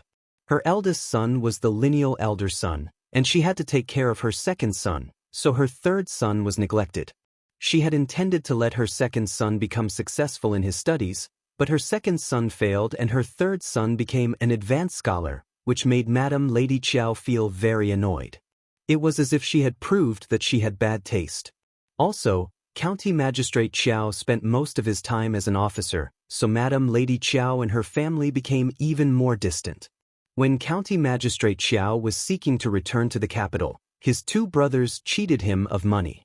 Madame Lady Qiao knew about this but pretended not to know. Later, her two daughter-in-laws gossiped behind her back and said, "Elle didn't expect that third son is so rich outside. We don't care, but he doesn't even know how to send some home to show respect to mom. He only gives us 3 melons and 2 dates for the new year and mom's birthday every year. He is so heartless." Madame Lady Qiao agreed deeply. She got even more annoyed and disliked County Magistrate Qiao even more. Therefore, no one in the room was nice to Qiao Xian and Xiao Yunduan. It was not difficult for Qiao Xian and Xiao Yunduan to cause trouble at the door. Hearing the gatekeeper's report, the two of them did not have a wagon, but only a page boy who was following them. He was dressed in ordinary clothes and did not have any precious things. The whole family immediately put them in the category of those who tried to steal something from them. Qiao Xian and Xiao Yunduan walked into the Qiao family with Songshi and greeted Madame Lady Qiao. Instantly, countless pairs of eyes turned to the couple. Those eyes were not polite at all. They were probing and sized up brazenly. If Qiao Xian and Xiao Yunduan were not mentally strong enough, they would have shivered under their stares. But they held a strong dislike for the Qiao family, harboring no intention of bowing down to them. Their tolerance had reached its limit. Qiao Xian, a member of the Qiao family, remained silent, unable to utter a word. Observing the situation, Xiao Yunduan arched his eyebrows and sneered. "How impolite of you! Is this how the esteemed Qiao family treats its guests?" A collective gasp resonated through the room. Everyone stood there, stunned and speechless. "Heh!" Second Mrs. Qiao huffed in disdain. First Madame Qiao also smiled, mocking Xiao Yunduan. "Impolite? You have quite the audacity." Xiao Yunduan scoffed. "If the Qiao family looks down on us, they could have asked us to leave. Such despicable behavior. How dare you?" Madame Lady Qiao's anger surged. "How dare you disrespect your elders? You have no manners." "Elders?"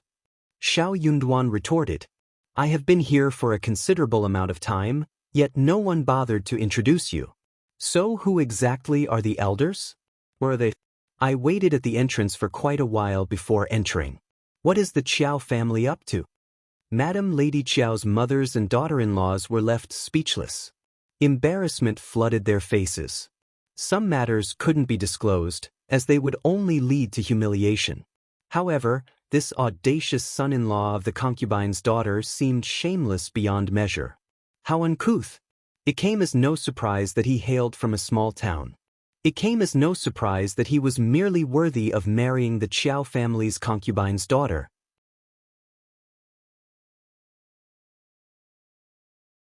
Chapter 937. Humiliation. Qiao Hongming grew increasingly irritated and forcefully slammed the table, bellowing, "No one invited you here.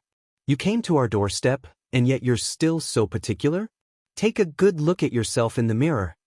First Madame Qiao felt a slight alleviation of embarrassment and chimed in, "Indeed." Just then, Qiao Hongxi returned. Upon hearing that Qiao Xian was present with her husband, Qiao Hongxi became livid. "Qiao Xian." Qiao Hongxi rushed into the main hall with a stern expression. From a distance, he overheard his cousin's angry voice, fueling his fury even more. This shameless creature! His anger was not directed at Qiao Hongming but at Qiao Xian. He firmly believed that it must have been Qiao Xian and her husband who had offended the entire family. As he stepped into the main hall, his gaze fell upon Qiao Xian and Xiao Yunduan, and his expression changed. "What are you doing here?" Qiao Xian and Xiao Yunduan were taken aback. Qiao Xian appeared startled, lowering her head and remaining silent. Xiao Yunduan swiftly moved to shield Qiao Xian behind him, countering Qiao Hongxi. "It's you who can't afford the jade." Qiao Hongxi seethed with anger and snapped at Xiao Yunduan. "You're Qiao Xian's husband? How dare you speak to me in such a manner? Do you have any idea who I am? Qiao Xian, why are you hiding? Come out this instant." Qiao Hongxi felt a mix of fury and excitement. This was retribution in action. These two wretches had constantly belittled him, and now it was time for him to teach them a lesson. He found himself greatly surprised. Qiao Xian seemed to have transformed after all these years.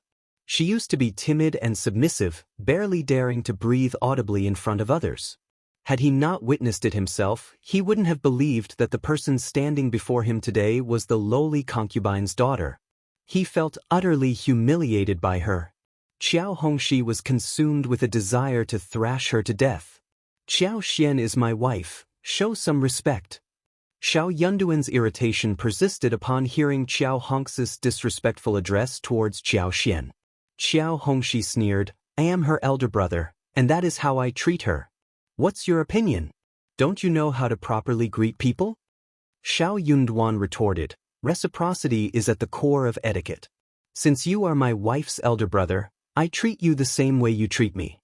You don't appear to be a person of good manners either. Is everyone in the Qiao family like this?" "Silence! How dare you? What a disgrace!" The Qiao family grew exasperated. "How audacious! How audacious! How could a son-in-law of a concubine's daughter dare to come to the Qiao family and behave in such a manner?"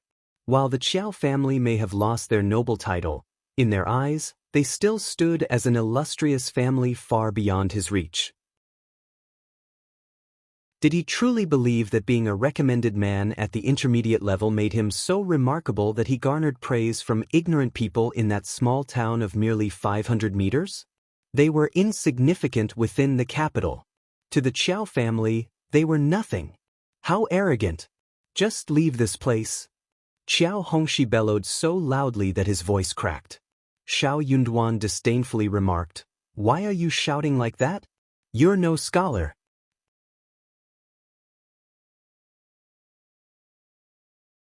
Chapter 938. So cute. Qiao Hongxi's eyes widened, rendered speechless. He gasped heavily, his anger too overwhelming for words. He had never encountered such audacity. How dare she claim that he was not a scholar? It was unbearable. Nonsense. I am an advanced scholar. Yes, I hold a position at the Hanlin Academy. You, on the other hand, are no scholar. You lack scholarly qualifications. Xiao Yunduan maintained his disdainful expression. How humiliating! Qiao Xian lowered her head, suppressing her laughter. Her husband was simply adorable. "Do you think you have the right to make me leave? My father-in-law stated that the Qiao family would take care of me and invited me to join them when I am in the capital." Madame Yuezheng and the others expressed caution and disgust. "Don't even entertain such thoughts." Qiao Hongxi sneered. "Taking care of you? You are not worthy. I highly doubt you'll ever attain the rank of an intermediate advanced scholar. Leave this place and spare yourself the embarrassment." Madame Yuezheng's face darkened. The Qiao family does not welcome individuals lacking manners. Do not tarnish the reputation of the Qiao family. Xiao Yunduan asserted, "That is the nature of the Qiao family. I couldn't care less. Whether I achieve the status of an intermediate advanced scholar is none of your concern. You are not the examiner, thus you hold no authority." Qiao Hongxi trembled even more, angrily snapping at Qiao Xian. "You wretched girl, why are you just standing there? Are you going to allow your husband to humiliate the Qiao family? Come here." Qiao Xian quivered, timidly approaching Qiao Hongxi. Xiao Yunduan panicked and tightly held onto Qiao Xian, preventing her from breaking free. Qiao Xian struggled in his grip but was unable to escape. She glanced at Xiao Yunduan, silently signaling him to let go. She didn't care if Qiao Hongxi scolded or even hit her. She secretly hoped that Qiao Hongxi would lose control and attack her. She had resolved to make Qiao Hongxi lose his composure and unleash his anger upon her. However, Xiao Yunduan saw through her intentions. He understood that her plan was the quickest and most convenient way to resolve the situation in the province, but he didn't want that. He couldn't bear to see her sacrifice herself. Qiao Xian sighed inwardly and lightly scratched his palm, surrendering. Xiao Yunduan slowly released his grip. Qiao Xian lifted her head, her once beautiful eyes turning cold. She turned to Qiao Hongxi. "Third brother, just say what you want to say to my husband. My husband has never humiliated the Qiao family, nor has he made such remarks. Third brother, make it clear that you're not bullying us just because you have the advantage of numbers." The faces of the Qiao family members darkened. Qiao Hongxi felt even more humiliated in front of the senior members of the family. Fine, you're so rebellious. You were never like this before, but now look at you. You don't deserve to be part of the Qiao family. Qiao Xian smiled. I am the daughter-in-law of the Xiao family, my husband's wife. What purpose did she serve as a daughter of the Qiao family? She had never taken advantage of her position when she was considered a member of the Qiao family. On the contrary, she had led a miserable existence. Hence, she didn't care. Qiao Hongxi was provoked by her nonchalant demeanor. He felt a sense of discomfort in his failure. You may be arrogant now, but when you face mistreatment in the future, you will have to beg us for help. At that time, you'll have to rely on us to defend you.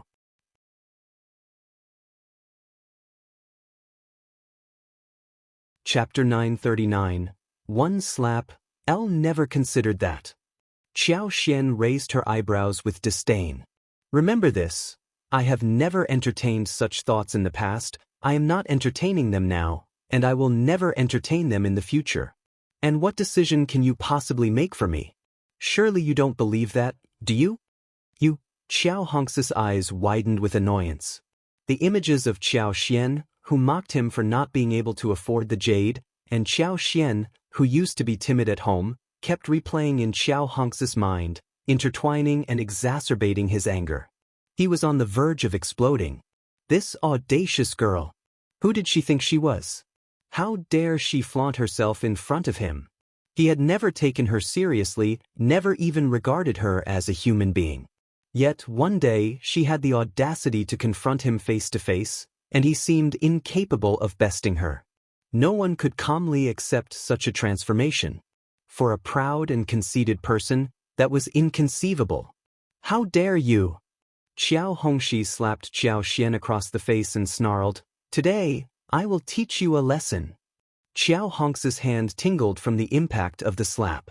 However, a twisted sense of satisfaction filled him as he raised his hand, preparing to strike her again. Xiao Yunduan swiftly seized his raised wrist, his expression icy. Qiao Hongxi trembled at the sharpness in Xiao Yunduan's eyes. Yet, when he considered his status as the elder brother, he straightened his posture and barked at Xiao Yunduan, What do you think you're doing? Let go of me. I am disciplining that wretched girl. Xiao Yunduan delivered a forceful punch to Qiao Hongxi's stomach. Shame on you. Agonizing pain shot through Qiao Hongxi's body, causing his face to pale as beads of cold sweat formed on his forehead. He staggered backward, clutching his stomach, taking a long while to recover. Glaring at Xiao Yunduan with a mix of fear and shame, he uttered, How dare you strike me? I struck you, and if you dare lay a finger on my wife, I will strike you every time our paths cross. You're rebelling. Madame Yuezheng shouted angrily, slamming her hand on the table. How dare you? Where do you think you come from? How dare you raise a hand against us in our own home? Kneel down and confess your sins. Every girl in the Qiao family knows the rules. You will never set foot in our door again. Madame Yuezheng breathed heavily, her anger palpable. As a grandmother with many grandchildren, she had always treated Qiao Hongxi well. But witnessing her own lineal grandson being struck by the husband of a concubine's granddaughter ignited a fierce rage within her. It was a humiliation. First Madame Qiao and second Mrs. Qiao exchanged glances, their expressions filled with delight.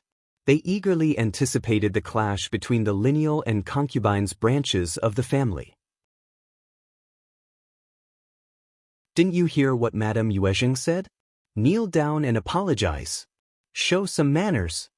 That's right, Qiao Xian, you are a daughter of the Qiao family. Don't you care about your own kin? How did third sister-in-law raise this concubine's daughter to be so arrogant? Exactly. Qiao Hongxi signaled for a maid to assist him in standing, and with one hand on his stomach, he retorted coldly, "Don't misunderstand, second aunt-in-law. Some people are born with a lowly nature, and no amount of teaching can improve them. It has nothing to do with my mother."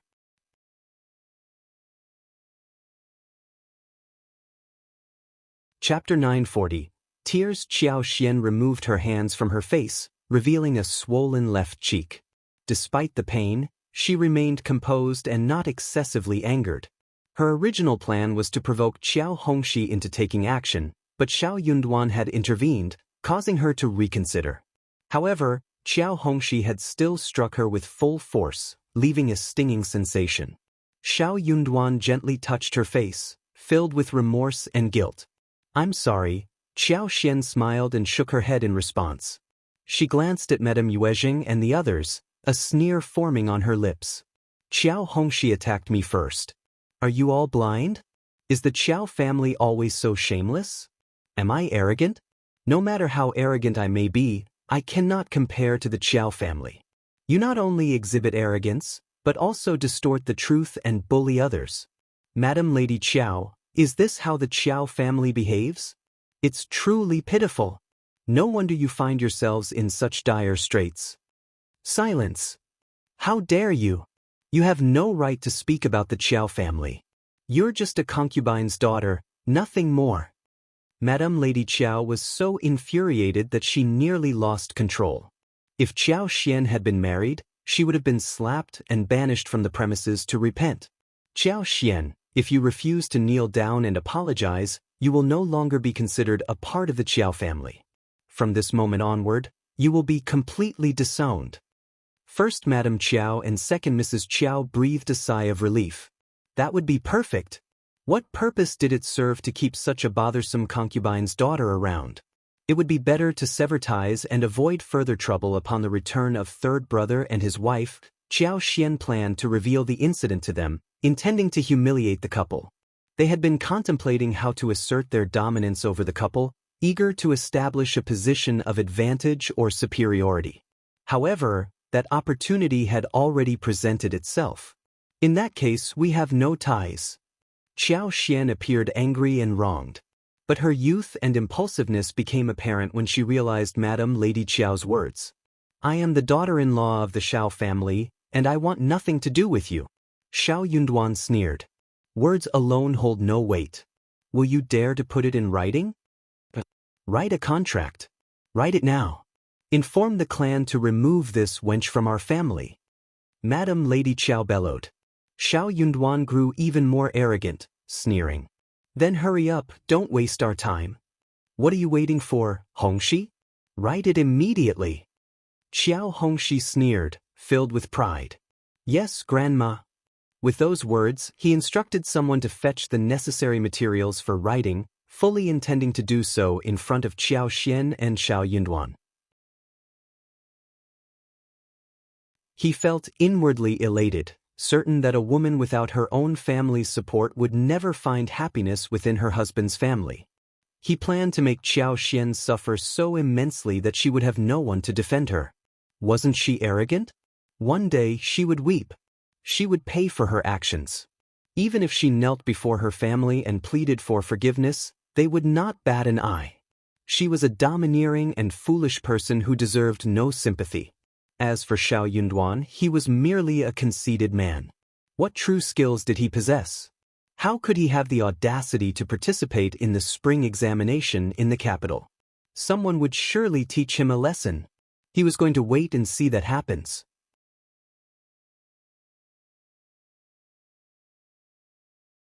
Chapter 941.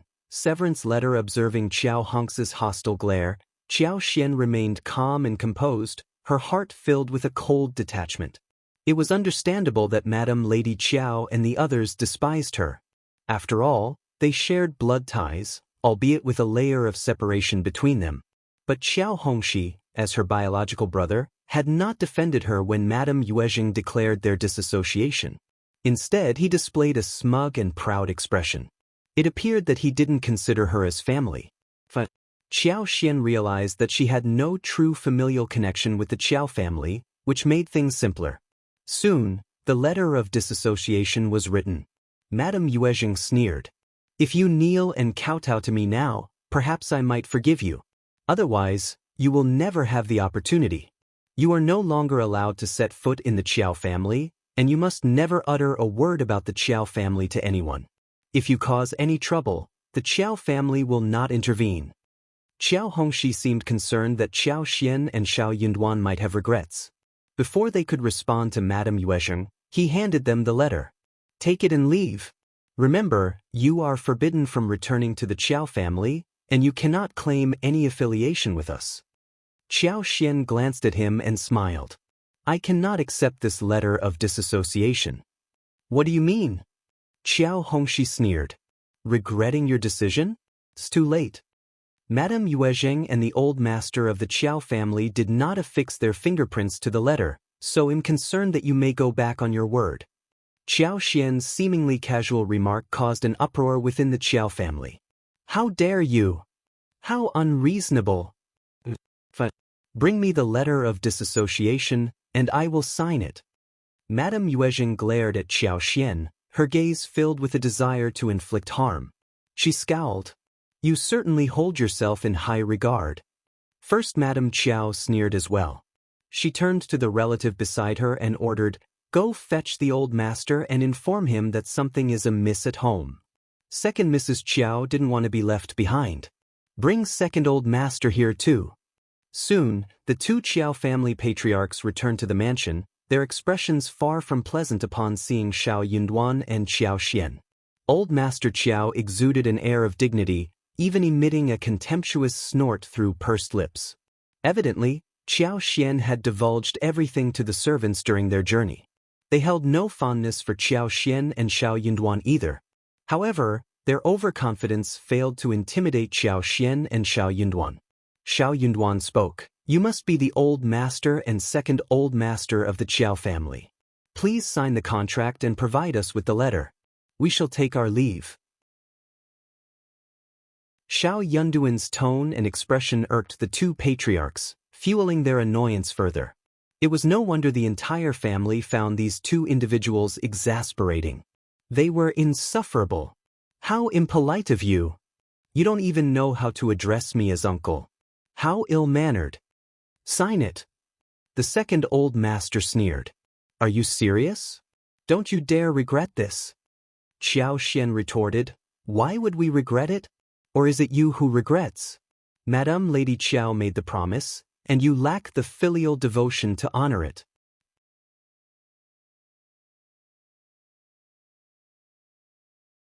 Chapter 942 shows absurd. The two Qiao family patriarchs grew infuriated by their impudence. Reluctantly, the brothers signed the contract and sneered. How did the Qiao family produce a daughter like you? When third brother and his wife return, I will certainly inquire about this as their elder brother. Xiao Yunduan took the letter and began reading it. Qiao Xian maintained a calm smile. Sure, go ahead and ask them. If it's convenient, you can even let me know their responses. I'm curious to see how they've been educating their children all these years. The two old masters stood dumbfounded, caught off guard by Qiao Xian's audacity. Madame Lady Qiao grew increasingly annoyed. Just leave already. Xiao Yunduan gently pulled Qiao Xian. Let's go. Qiao Xian nodded and followed him, without casting a backward glance. The Qiao family seethed with anger, hurling curses at Xiao Xian and Xiao Yunduan for their unreasonable behavior. They continued to blame County Magistrate Qiao and Madame Qiao for raising such a rebellious girl. It was utterly humiliating. Suddenly, second Mrs. Qiao smiled at Qiao Hongxi. Oh, by the way, Hongxi, you seemed familiar with them. Have you met them before? Madame Lady Qiao also recalled. Yes, Hongxi, how did you come across them? Qiao Hongxi felt somewhat embarrassed. He had been humiliated by Qiao Xian and Xiao Yunduan right before his eyes. Therefore, he vaguely replied, I bumped into those two individuals on the street, and they ended up accusing and scolding me. I knew they weren't good people. They're just troublemakers. Madam Lady Qiao displayed a look of disgust. Bitches will always be bitches. They're foolish and despicable. I was concerned they would continue to bother us, but it seems it's all too easy. If anyone dares to approach our doorstep again, instruct the gatekeeper to drive them away immediately. They all nodded in agreement. Old Master Qiao chimed in. Mom, Xiao Yunduan appears to be dim-witted, and he's certainly not qualified to become an advanced scholar. After the spring examination, they'll leave the capital and never return. Let's just pretend they don't exist. I don't think we need to inform the clan about this. What do you think? Removal from the clan was a significant matter. They would have to report the reasons to the relatives within the clan, and both parties would provide a clear explanation in person. Then, the clan would decide whether to proceed with the removal. Although the Qiao family had the final say within the circle, going through the motions to formally remove Qiao Xian from the clan would still bring humiliation to the Qiao family if word got out. It wasn't pleasant to have raised such a mischievous daughter within the Qiao family. Madame Yuezheng pondered for a moment and nodded. All right, that's a fair deal for her. As soon as Qiao Xian and Xiao Yunduan stepped out of the Qiao family, they clung to each other, crying in each other's arms. They gazed up at the gate of the Qiao family, tears streaming down their faces. Xiao Yunduan wore an expression of fury as he patted her back, gently comforting her. Willow Branch Alley was a bustling and populous street, filled with residents and numerous small vendors who frequented the area to sell their wares. Everyone enjoyed watching a spectacle. Many household servants and maidservants couldn't help but gather around, whispering to each other with curiosity.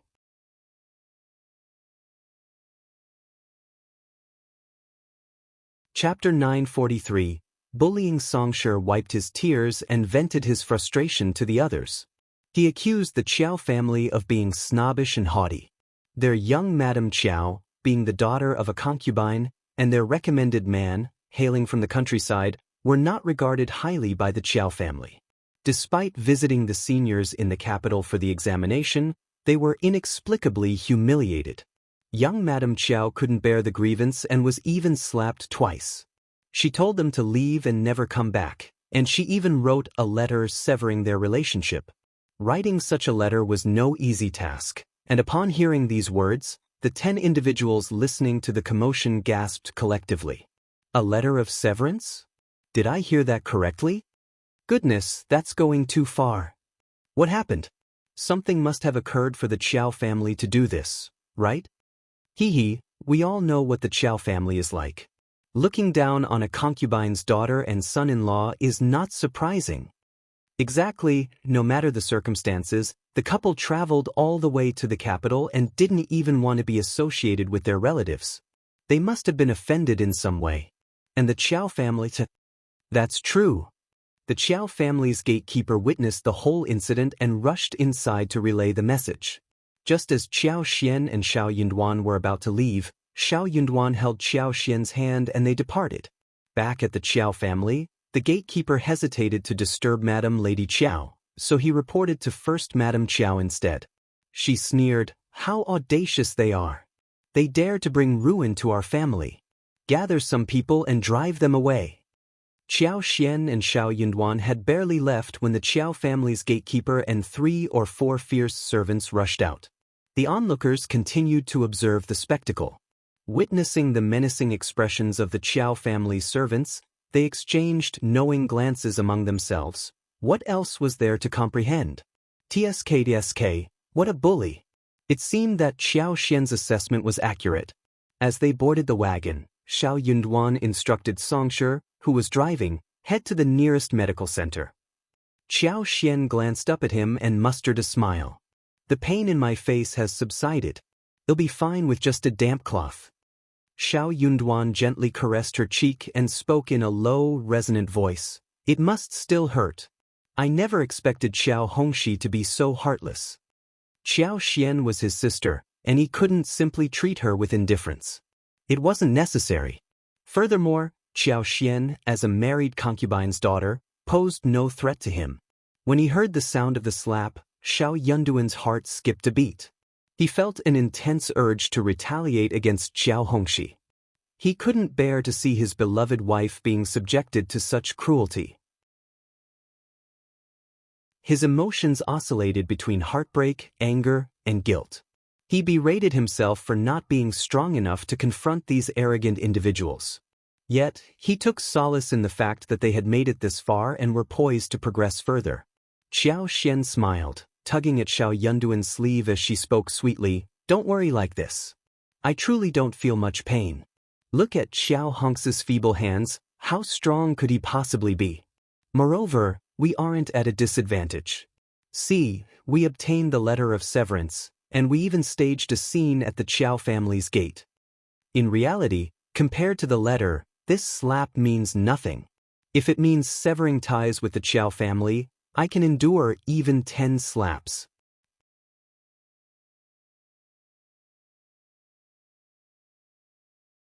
Chapter 944, Grievance. Qiao Xian's eyes widened, and she froze in place. Xiao Yunduan leaned in and tenderly kissed her lips. It was as if he was concerned that the handprint on her face might cause her pain, so he kissed her with utmost care and gentleness. He pressed his cool lips against hers and then released her. Qiao Xian's cheeks turned crimson. She lowered her head, unable to meet his gaze. It was such a humiliating situation. A surprise attack. It felt improper. Observing her head lowered, her ears tinged with a blush, and her neck adorned with a faint layer of redness, Xiao Yunduan felt a sense of satisfaction. So his wife could become shy so easily? What would she do in the future? As he pondered this, a burning sensation surged in his heart. Recalling the tenderness of their kiss, Xiao Yunduan's eyes narrowed. He grasped Xiao Xian's hands and spoke softly, "You mustn't behave like this anymore. I won't allow it." Xiao Yunduan was consumed by anger, thinking about how Qiao Xian could have evaded Qiao Hongxi's slap. She wouldn't have been subjected to such a harsh blow from him. But she didn't even attempt to dodge it. It was as if she purposely let herself be slapped. Qiao Xian was taken aback. She turned to face him. Xiao Yunduan grew exasperated, yet he couldn't help but chuckle. He pinched her cheeks gently. "You have to stay away from doing that." Qiao Xian blinked and averted her gaze, offering a smile. "Oh, you caught me. I was planning to dodge it, but I thought getting slapped would make it more convincing." Xiao Yunduan remained silent as he gazed at her. Qiao Xian was quickly defeated. All right, I'll dodge it next time. I don't need your pity. I don't need your pity anymore." Qiao Xian exclaimed, her voice filled with determination. Qiao Xian's words warmed her heart. She nodded in acknowledgement. Understood. Despite her inner happiness, when she smiled, she inadvertently moved the corner of her mouth too much, causing a twinge of pain from her wound. Xiao Yunduan, who had been smiling back at her, grew alarmed once again. "Does it hurt? Just endure it a little longer. Songshi, why are you driving so slowly? Hurry." With urgency, Xiao Yunduan guided Xiao Xian into the clinic, calling out for a doctor. His anxious tone startled the doctor, who assumed a highly important patient had arrived, and greeted them with utmost seriousness.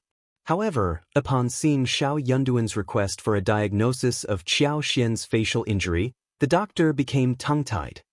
He glared at him and muttered, "It's just a superficial wound, isn't it? Take a bottle of ointment home, apply it a few times, and there won't be any trace left. What's the point of making a fuss?"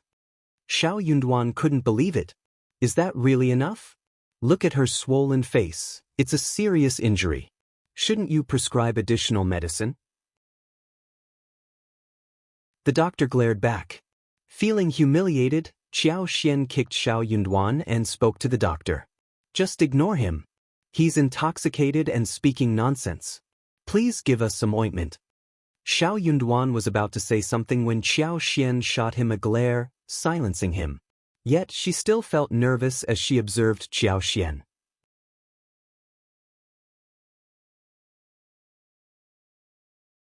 Chapter 945. Unexplainable. Qiao Xian took the ointment from the doctor and requested a basin of water to clean their faces before leaving. The doctor stared at Xiao Yunduan for a while, then waved his hand impatiently. Just go. Expressing gratitude, Xiao Yunduan led Qiao Xian to the back hall. Qiao Xian remained silent, conflicted between feelings of humiliation and happiness. Upon returning home, Xiao Yunduan instructed Songshi not to reveal his identity or show up in person. He even enlisted the help of some idlers to spread the news about what had transpired earlier that day. They didn't need to worry about the cost. The news would circulate within Liuji Alley, bringing benefits to Qiao Xian and Xiao Yunduan. Considering the Qiao family's lack of popularity in the capital and their avoidance of causing trouble, it was unlikely to draw much attention from the wider city. Xiao Yunduan and Qiao Xian weren't naive enough to spread the animosity between the Qiao family and the concubine's daughter throughout the entire capital. However, they could ensure it circulated within Liuji Alley. That would be sufficient. If a similar incident occurred in the future, the Qiao family would find themselves at a disadvantage. Soon enough, the news began to spread throughout Liuji Alley. The Qiao family is so heartless. Absolutely. Even if she's a concubine's daughter, she's still part of the family. And she's already married, yet they show no mercy. Poor girl, her face is swollen and she's in tears. It's just a few pennies, and the Qiao family can't even afford that. How stingy. I heard the concubine's son-in-law is a recommended scholar, and if he becomes an advanced scholar, the Qiao family will look so foolish, hee.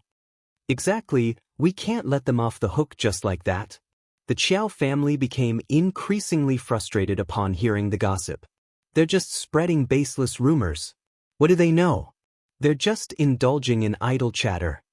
Madam Lady Qiao's appetite was greatly affected by her annoyance. The infuriating part was not that the Qiao family was accused of mistreating them, it was that the accusations were entirely unfounded. She felt deeply humiliated by the false accusations. The outsiders had no idea how insufferable Qiao Xian and Xiao Yunduan truly were, far more arrogant than anyone could imagine. The Qiao family, unwilling to be deceived, attempted to fight back. However, to their surprise, no one believed their side of the story.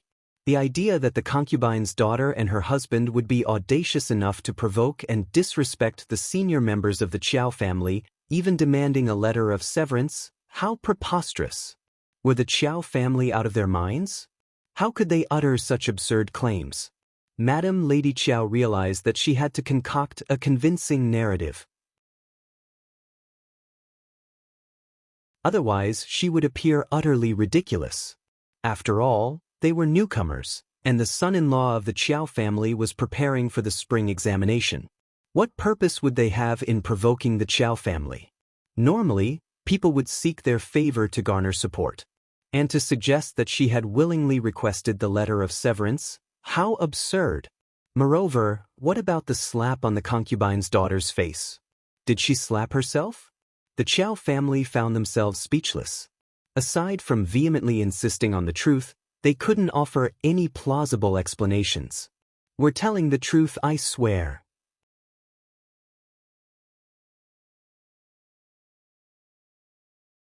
Chapter 946. Unreasonable that would make them have even less reputation. The Qiao family got increasingly annoyed. But no matter what she said, they could not defend themselves. Madam Lady Qiao got so annoyed that she could not eat. So with the two daughter-in-law's instigation, County Magistrate Qiao and Madam Qiao were cursed at full blast.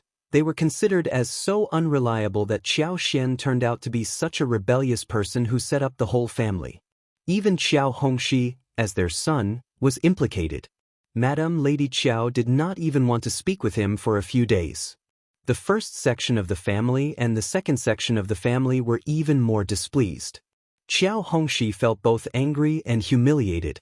But he did not blame Madam Lady Qiao, the first section of the family or the second section of the family, but Qiao Xian and Xiao Yunduan. It was all their fault. She had nothing to do with her family anymore, but she still caused them so much trouble. How horrible! But he had no idea where the couple lived, and he could not do anything about it. He had to keep it himself. On the contrary, Qiao Xian and Xiao Yunduan had been paying attention to what was going on at Liuji Alley. Hearing that the Qiao family made a mistake, Qiao Xian laughed. That was interesting. Well, when her father and lineal mother returned to the capital, things would get even more interesting. As the spring examination approached, the imperial examination candidates from the intermediate examination were all here, and there were many gatherings taking place everywhere. The impetuous and anxious atmosphere spread around all the time. Xiao Yunduan, Lu Min and Gu Zhio did not like this. In order not to get involved, they did not attend many gatherings. But they were also going somewhere they picked. For example, the grand gathering at Pear Garden in the north of the city was going to be attended by the three of them.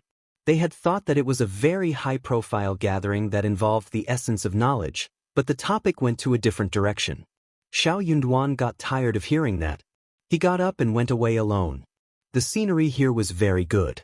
A large patch of Pear Garden was in full bloom, and the wind blew past the white petals and snow. It was very beautiful under the sun. Xiao Yunduan was thinking about taking his wife to have a look around the next day, because the flowers would have withered if they were a few days late. As they ventured beyond the Pear Garden, they arrived at a serene lakeside adorned with flourishing reeds and encircled by graceful water birds. The tranquil reflection of the sky and clouds instilled a sense of relaxation. While strolling along, Xiao Yunduan's attention was abruptly captured by a silver-blue brocade handkerchief resting on a low bush. The exquisite embroidery and fine texture suggested that it was no ordinary accessory for a common girl. Xiao Yunduan found himself in a dilemma. The area was bustling with people today, many of whom were leisurely enjoying the Pear Garden's picturesque scenery. The conspicuousness of the handkerchief raised concerns. What if it fell into the hands of an ill-mannered individual, potentially causing trouble? He pondered the possibility of retrieving it and disposing of it discreetly later, thus preventing any innocent girl from suffering harm. However, an inherent reluctance prevented Xiao Yunduan from directly involving himself in such affairs. He hesitated, standing still as he contemplated his next move. In the midst of his deliberations, two young and handsome men, one appearing to be the master and the other his servant, rushed towards him, seemingly in search of something. Xiao Yunduan's heart skipped a beat. Swiftly, he bent down and concealed the handkerchief within his sleeves before approaching the couple. With curiosity and concern evident in his voice, he inquired, "What is it that you're searching for?"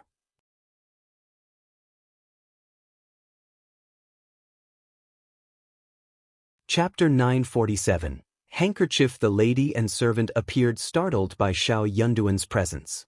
The servant instinctively shielded his mistress and cast a menacing glare in his direction.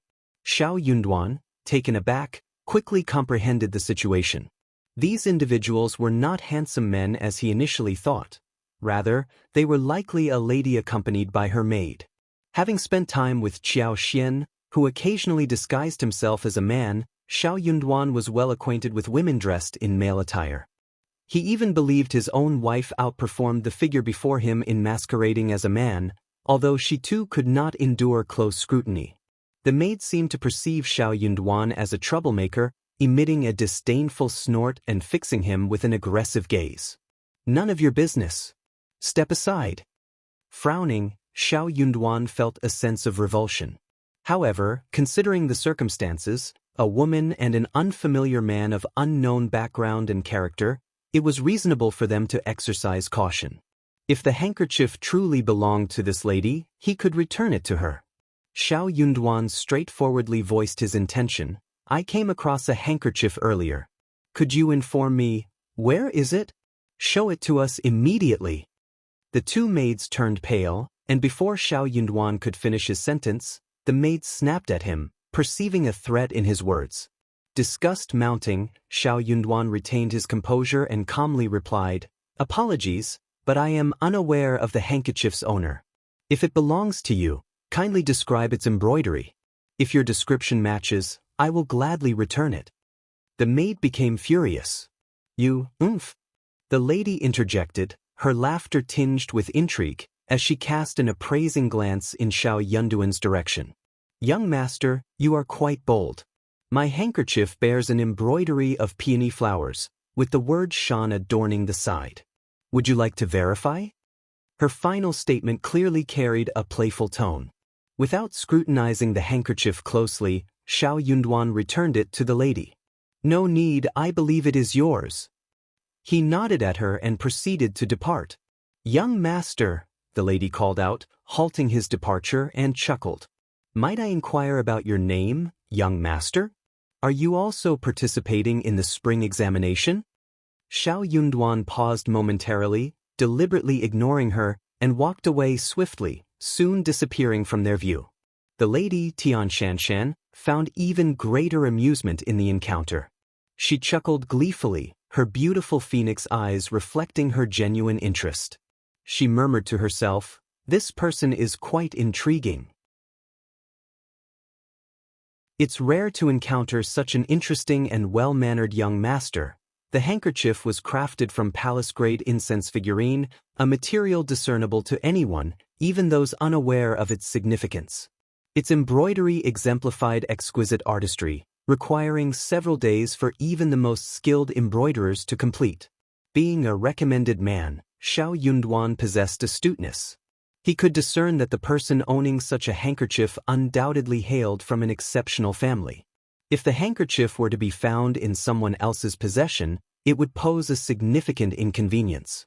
With the approaching spring examination, everyone sought advantageous connections. A great opportunity might have presented itself right before him, yet he disregarded it entirely, not even entertaining a conversation. This man proved to be truly captivating. As Tian Shanshan pondered, his handsome countenance, tall and slender like bamboo, and his captivating black gem-like eyes resurfaced in her mind. Heat tinged her cheeks, and her heart skipped a beat in response.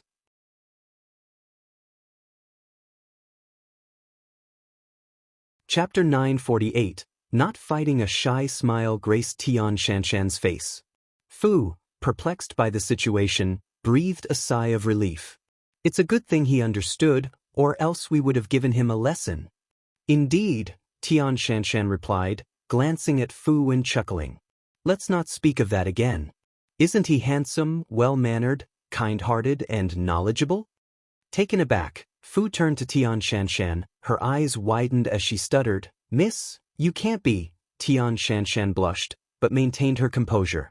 "Enough, it's too early to discuss such matters." As the Minister of Personnel's direct daughter, the niece of the esteemed concubine Mei in the palace, and the cousin protected by His Highness the Fourth Prince, Tian Shanshan had her standards set high. Only a talented and handsome top-ranked scholar would be deemed worthy as a potential husband. Others simply did not measure up. Yet, due to her genuine interest in this man, she cared little even if he were not the top-ranked scholar. Nevertheless, Fu was shocked beyond words, her hand instinctively covering her mouth to stifle a potential scream. What had gotten into her lady? How could she develop affections for a man awaiting the examination results? Thankfully, her lady still retained her rationality. Soon, Tian Shanshan confided in the other intermediate girls in the capital, revealing her infatuation with a candidate poised to succeed in the imperial examination. She made it clear that once the results were announced, no one would be permitted to interfere. In essence, she implied that even if other families sought to secure a son-in-law, they would have to wait until she had made her choice. Tian Shanshan held a prominent status among the noble ladies in the capital's intermediate circle and enjoyed considerable popularity. There was no favored princess in the palace, and those born of concubines paled in comparison to her. None dared to defy her wishes. The noble ladies playfully teased Tian Shanshan, eagerly inquiring about the identity of the man in question. Tian Shanshan maintained her enigmatic smile and offered no answers. She had no intention of divulging any information until everything was clarified. What if the man failed to secure the top-ranked scholar position? In that case, she had no intention of letting anyone know about her connection with him. Word of this affair spread like wildfire, reaching even the imperial capital of Qishuan. People even approached Officer Tian from the Ministry of Personnel to inquire about the matter. Officer Tian could only smile helplessly, regarding it as his daughter's marriage. As long as she was happy, he and his wife trusted her judgment. If it worked out, it would undoubtedly become an extraordinary tale. Emperor Xian found the situation intriguing and grew interested. He declared that he would orchestrate a grand wedding for the newlyweds, allowing Officer Tian to bestow his daughter in a magnificent manner. Officer Tian was overjoyed. Truthfully, he was not overly concerned. He understood his daughter's prideful nature, as she regarded all noble families, princes, kings, and young masters of the capital with disdain. He had no knowledge of the identity of the imperial examination candidate, but he was confident that his daughter's choice would be to his liking. They lacked neither power nor status. What they needed were individuals of exceptional talent. He couldn't wait to welcome such a son-in-law into the family. Given Tian Shanshan's status as the revered daughter of heaven, news of the affair quickly spread throughout the capital. After all, the 8 trigrams of the top noble families held immense fascination for everyone. Qiao Xian and the other recommended men were well aware of the situation. The candidates grew increasingly restless, all attempting to discern who the fortunate individual might be. Being the Minister of Personnel's lineal daughter and having connections with noble consort Mei and the 4th prince, marrying Tian Shanshan would undoubtedly lead to a prosperous future.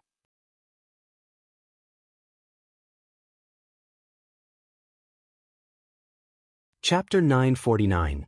Madness. They engaged in speculation regarding the potential candidates. The candidates humbly denied any involvement while secretly reveling in the possibility. Many individuals began ingratiating themselves with the candidates. Some self-centered candidates dismissed the notion of being the one, believing themselves to be superior to others. Although they might not possess the same wealth, they considered themselves more advanced. Lady Tian was not a superficial person, and perhaps she valued talent above all else. Or perhaps it was simply fate that had brought them together. They saw an opportunity before the final revelation. Qiao Xian was delighted, even engaging in conversation with Xiao Yunduan and asking for his opinion on the culprit. Xiao Yunduan found himself torn between amusement and exasperation. He had no idea of Lady Tian's preferences. Besides himself, no one else could accurately guess which recommended man she favored. These people had far too much free time on their hands. Furthermore, Lady Tian must have been teasing them all. Qiao Xian also smiled and responded, "Darling, you're absolutely right. It doesn't matter who he is as long as it's not you." Xiao Yunduan grinned. Of course. Being already married, he knew he wasn't in the running. Little did they know that Tian Shanshan possessed such unwavering confidence that she could speak her mind freely when she found someone interesting. She had never considered anything beyond that, nor did she care. The scholars, advanced scholars, and young scholars from the Hanlin Academy were all envious of Tian Shanshan's privileged position as the Minister of Personnel's daughter. They couldn't help but wonder why such a fortuitous event didn't happen during their own spring examinations. It would have been marvelous. The accomplished advanced scholars, who had already passed the spring examination and were still young, felt that they should be considered as well. They believed they were not inferior in any way. Qiao Hongxi was among those consumed by envy and ambition. Qiao Hongxi was highly motivated but also envious of Tian Shanshan's prospects. They couldn't help but think that the heavens were unjust. If Lady Tian valued talent, it would be a great loss to exclude them. If Lady Tian had set her sights on the scholars from the Hanlin Academy, they might have caught her attention. If she married into their family, the Qiao family would treat her well, and he would undoubtedly rise above his siblings. More importantly, marrying Lady Tian was akin to marrying the 4th prince. If the 4th prince or concubine may spoke highly of him to the emperor, the earl's title could be restored. At that point, he would bask in glory. The more Qiao Hongxi dwelled on these thoughts, the more he convinced himself that he could be the fortunate one. However, he wasn't willing to give up. He would always dress up and intentionally pass by the Tian family's residence.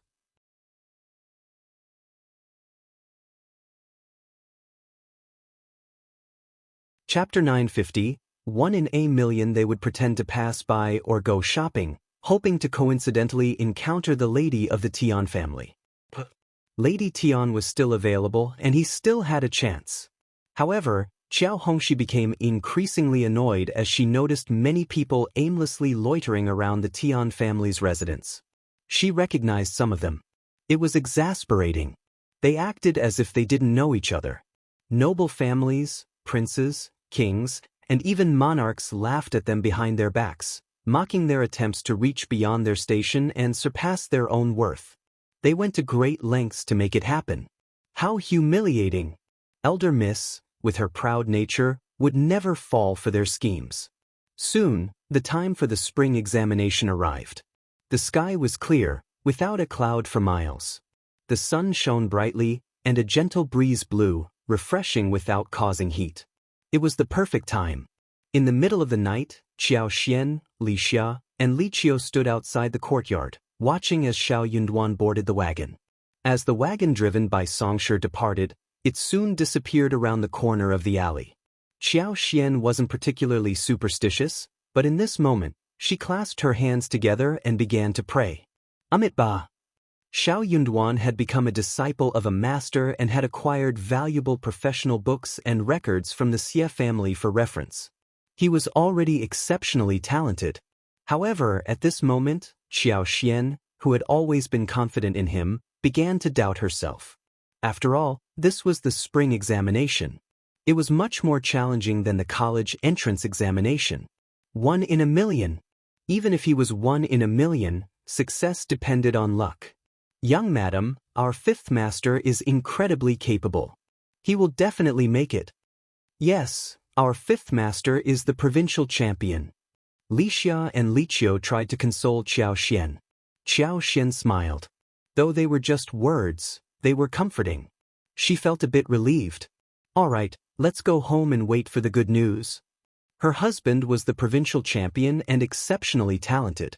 He had been fortunate to become a disciple of the Xie family and meet Xie Jingrong. His good fortune would continue.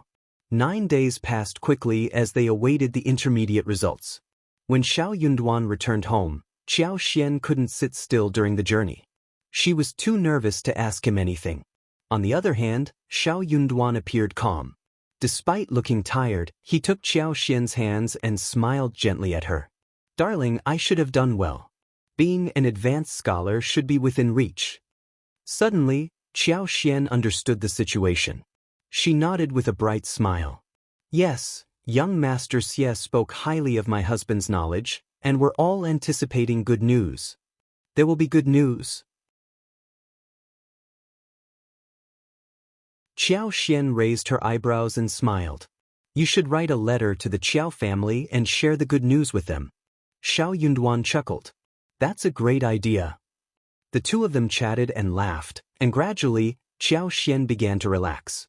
Xiao Yunduan was exhausted. He went home, took a shower, washed his hair, ate a bowl of porridge, and went to bed. He didn't wake up until the next afternoon. As sunlight streamed onto the floor, Xiao Yunduan felt a sense of drifting. The spring examination was over.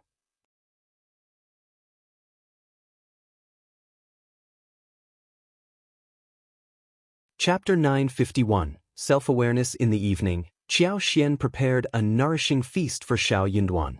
She stewed black chicken soup with red dates, white fruits, lotus seeds, and Gastrodia alata, made a beef wild mushroom griddle, steamed river eels, and braised pork. They also opened a small jar of strong and fragrant double-ninth liquor to celebrate and replenish his body.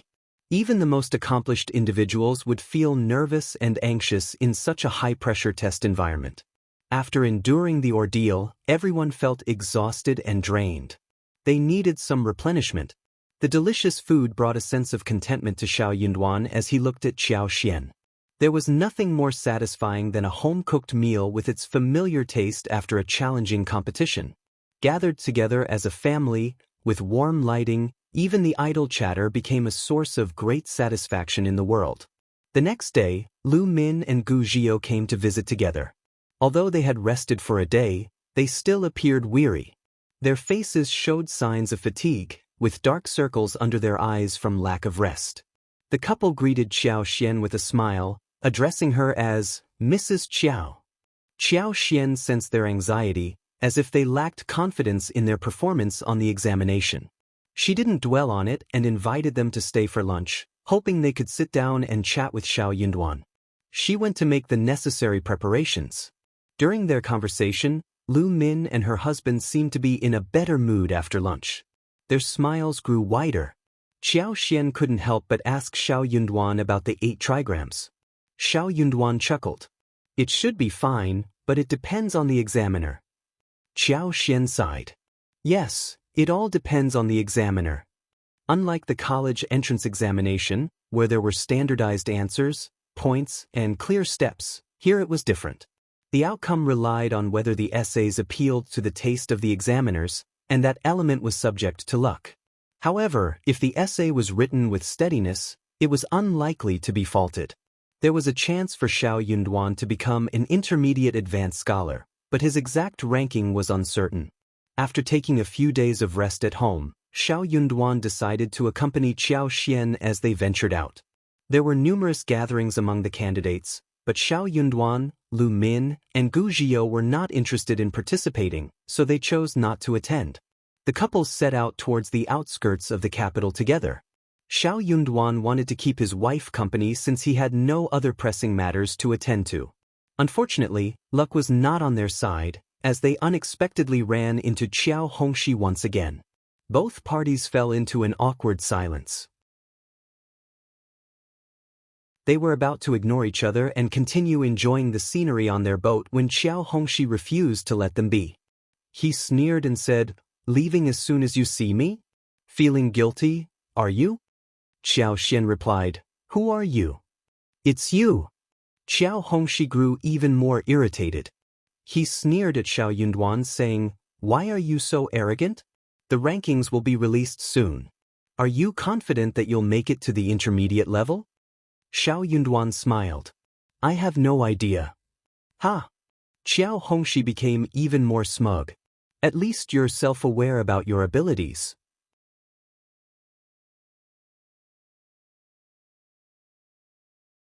Chapter 952, Bet with Qiao Hongxi. Qiao Xian chuckled. Before the rankings are released, no one can say that they have become intermediate. Or did you dare to? So my husband is telling the truth. He knows nothing about himself. Qiao Hongxi sneered. "You know what you are capable of, right?" Qiao Xian said, "Of course." Qiao Hongxi. "How annoying." Qiao Xian chuckled. "Young Master Qiao, what about making a bet?" Qiao Hongxi sneered. "A bet?" "Yeah." Qiao Xian threw a look at Xiao Yunduan and saw that Xiao Yunduan had no intention of stopping her. She continued with a smile. "If my husband fails the spring examination, we will pay you 1,000 liang, and if my husband makes it, you will pay us 1,000 liang. Do you dare?" Would they dare to do so? Hearing this, Qiao Hongxi could not help but feel angry. This lowly concubine's daughter. She used to be a timid daughter of a concubine who did not even dare to breathe loudly in front of him, but now she was provoking him. "Do you dare?" He could not stand that any more. How could he not dare to? Qiao Hongxi sneered. "Okay, since you are so eager to give me money, I will fulfill your wish. Why not? I want to raise the bet. If I win, you will kowtow to me 3 times, and if I lose, the same goes for me. Do you dare?" Qiao Hongxi felt slightly better when he returned the words to Qiao Xian. Qiao Xian smiled at Xiao Yunduan. "What do you think, darling?" Xiao Yunduan smiled. "Any way you want, darling." Qiao Hongxi thought that they were just putting on a show. He sneered and sneered. "Okay, let's play with him. We don't care about 1,000 liang, we can just use this for fun." Xiao Yunduan laughed. "True, darling." Qiao Hongxi glared. Thinking of the embarrassing situation back at the store, he felt even worse. These two people were so arrogant. 1,000 liang? They might not even have 100 liang with them. Qiao Hongxi was worried that they would change their mind. "Write it in a black and white paper, and we will make it a contract." "That is what I agree with totally." So they found a nearby store and borrowed some ink, paper and inkstone, and wrote down 2 portions of the bet on the spot, signed, and took 1 portion each. Qiao Hongxi sneered. "Don't forget to get the money ready. I won't go easy on you." Qiao Xian smiled. "Same to you. 1,000 liang, I wonder if you can afford that." Qiao Hongxi glared at her and said, "That is none of your business." Then he left. He did not need 1,000 liang, because he was not going to lose. Qiao Hongxi soon got rid of the anxiety in his heart. He was not going to lose. Qiao Xian put away the bet and smiled at Xiao Yunduan. Darling, we are so lucky today. Someone offered 1,000 liang and 3 kowtows. Xiao Yunduan added, Darling, are you so sure that I can make it to intermediate? Qiao Xian said, Of course, I trust my husband. For some reason, she seemed to have regained her confidence after being stimulated by Qiao Hongxi. Her husband had never disappointed her. Xiao Yunduan felt his heart warmed. He smiled.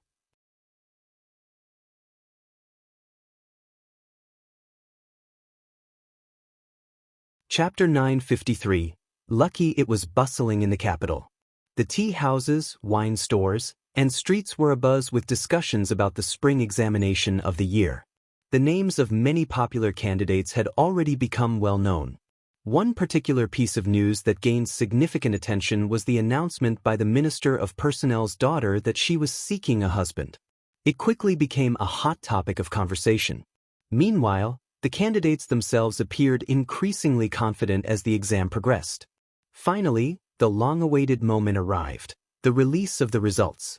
Lu Min and Gu Zhio anxiously joined Xiao Yunduan and Qiao Xian, waiting for the outcome. Xiao Yunduan and Qiao Xian couldn't help but feel a sense of nervousness. Early in the morning, Lu Min, Gu Zhio, and Songs his page boys headed to the location where the rankings were displayed, eager to see their positions. Time seemed to crawl by, and eventually, Songshi and the others returned home together. Their anxiety was palpable, and for a while, none of them uttered a word.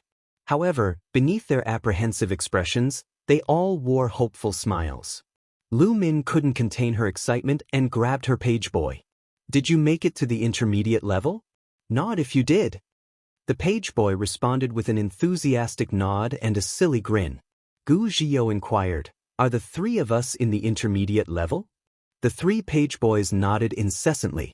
Okay, that's fantastic. He did it. He finally advanced to the intermediate level. Yes, we did it.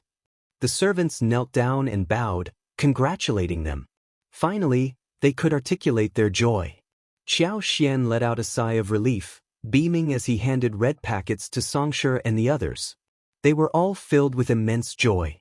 Brother Gu, Brother Qiao, tonight's celebration is on me. Let's enjoy ourselves. Lu Min exclaimed. That's fantastic, huh? Gu Zhio responded, sharing in the excitement. They laughed heartily, their spirits soaring, before entering the room and taking their seats. They invited Songshi and the other 2 to join them, eager to hear about the rankings and the atmosphere of the examination hall. Lu Min had obtained the lowest rank among them, but it didn't dampen his spirits. He remained elated. Becoming intermediate was already a remarkable achievement in itself. Out of the 3,000 participants, only 180 would secure a place in the intermediate level, and even ranking among the bottom 180 was considered a rare accomplishment. Gu Zhio and Xiao Yunduan had achieved positions in the middle range. Gu Zhio felt fortunate to have attained a decent rank, bringing him great happiness. However, Xiao Yunduan's ranking surprised them both. The more they discussed Xiao Yunduan's performance, the more they realized the disparity between them. They had previously regarded Xiao Yunduan as a good friend, but now their admiration for him grew. His knowledge far surpassed theirs. Both Gu Zhio and Lu Min pondered over what they should say to Xiao Yunduan. They felt a mix of awe and concern. Xiao Yunduan himself had confidence in his abilities, believing that he would reach a high rank within the intermediate level, despite being in the middle range. They exchanged glances, feeling slightly awkward. They were unsure whether they should praise Xiao Yunduan or offer consolation. In the end, Gu Zhio smiled warmly. Remember, the imperial examination is yet to come, Brother Xiao. Give it your all. We're eagerly waiting to witness your exceptional talent. Yes, indeed. Brother Xiao, it seems you've been concealing your true abilities. Don't be too modest during the imperial examination. Lu Min added enthusiastically. Xiao Yunduan chuckled in response. You're too kind with your words. Deep down, he knew that Master Yun had advised him against taking unnecessary risks during the imperial examination.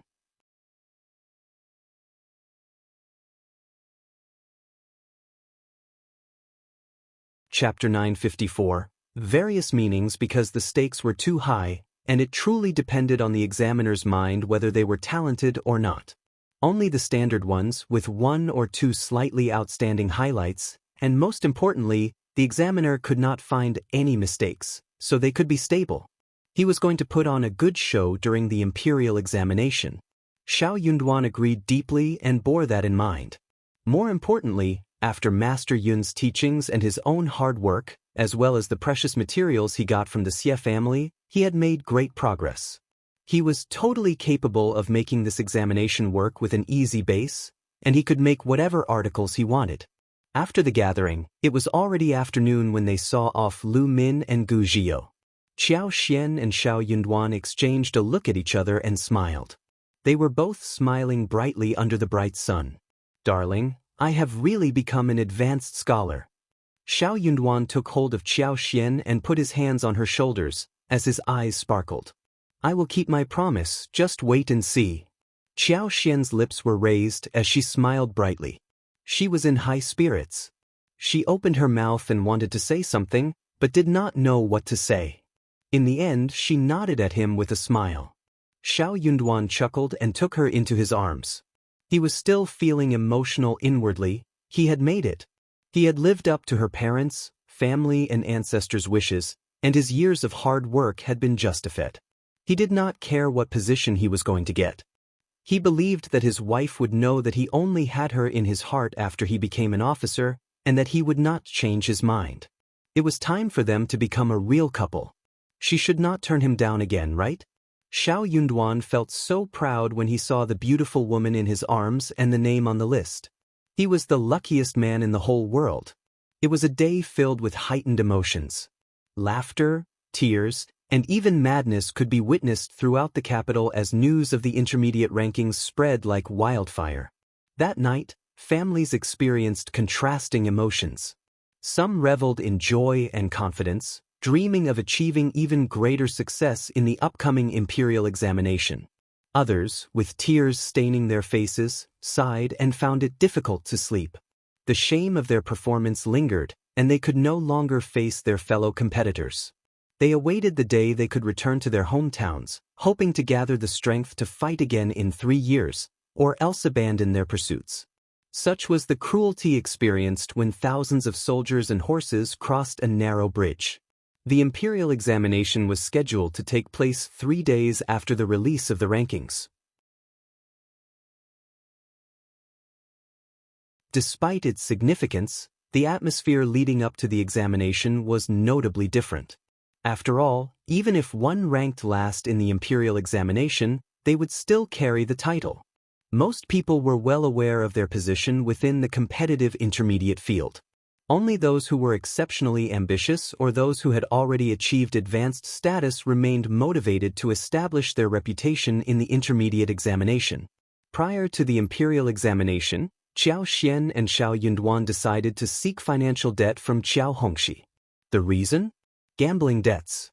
Xiao Yunduan had a multitude of tasks to attend to after the imperial examination and lacked the time to address the issue himself.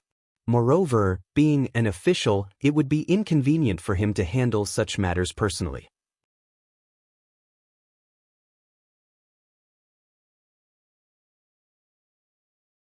Chapter 955.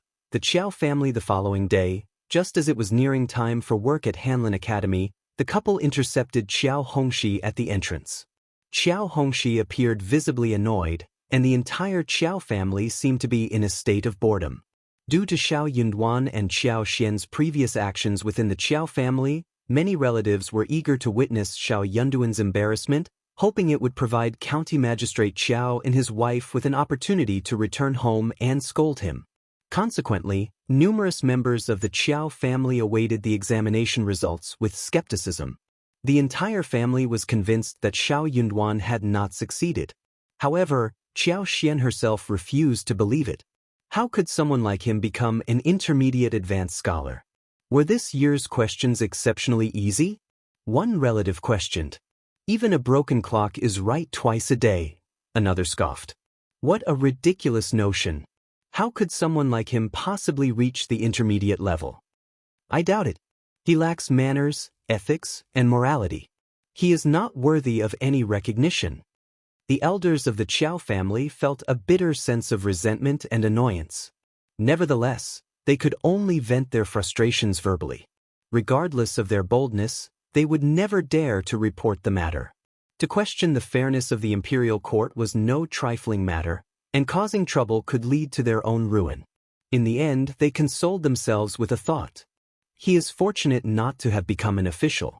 If he were to achieve that position, he would meet an untimely demise without ever realizing how it happened. Besides, we severed the engagement with him long ago. In private, second Mrs. Qiao and third Mrs. Qiao were particularly vexed. Why were both branches of the family facing such misfortune? The Qiao family's meager wealth had been completely consumed by the third branch. To make matters worse, both the father and son of the third branch had achieved the title of advanced scholar. Even the daughter of a concubine and her son-in-law, who hailed from such a humble place, had managed to reach advanced scholar status. When did becoming an advanced scholar become so effortless, almost akin to reaching the intermediate level? Qiao Hongxi was seething with annoyance. He had always held a sense of pride, firmly believing that he was a true genius. From being a child student to a cultivated talent, a recommended man, and ultimately an advanced scholar, he had surpassed even his father. He considered himself exceptional and took great pride in his accomplishments. But Xiao Yunduan's seemingly effortless achievement was a complete humiliation for him. Just as Qiao Hongxi stepped out of Hanlin Academy, he was intercepted by Songshi. Young Master Qiao, Fifth Master and young Madam request a meeting with you. Qiao Hongxi recognized Songshi and sneered. Xiao Yunduan may be an advanced scholar, but so am I. Let him know that it's far too early for him to show off in front of me. Advanced scholars with influential backgrounds are in an entirely different league. I have no interest in seeing them. Tell them to get lost. Qiao Hongxi felt a surge of satisfaction. Xiao Yunduan might have achieved the title of advanced scholar, but he had no means of making his way through. Perhaps he was feeling anxious and expected Qiao Hongxi to help him secure a favorable position? Dream on. Undeterred, Songshi maintained a composed smile. Young Master Qiao, I'm not sure I understand what you're referring to. I simply want to remind you that you made a bet with Fifth Master and young Madam. They are curious as to when you plan on fulfilling your obligations, including offering the appropriate apology and performing the kowtow. Qiao Hongxi's face abruptly changed, startled by the reminder. He had completely forgotten about it. Well, not entirely forgotten. He had sensed a nagging feeling that he had neglected something important, but the specifics eluded him. His words served as a sudden awakening.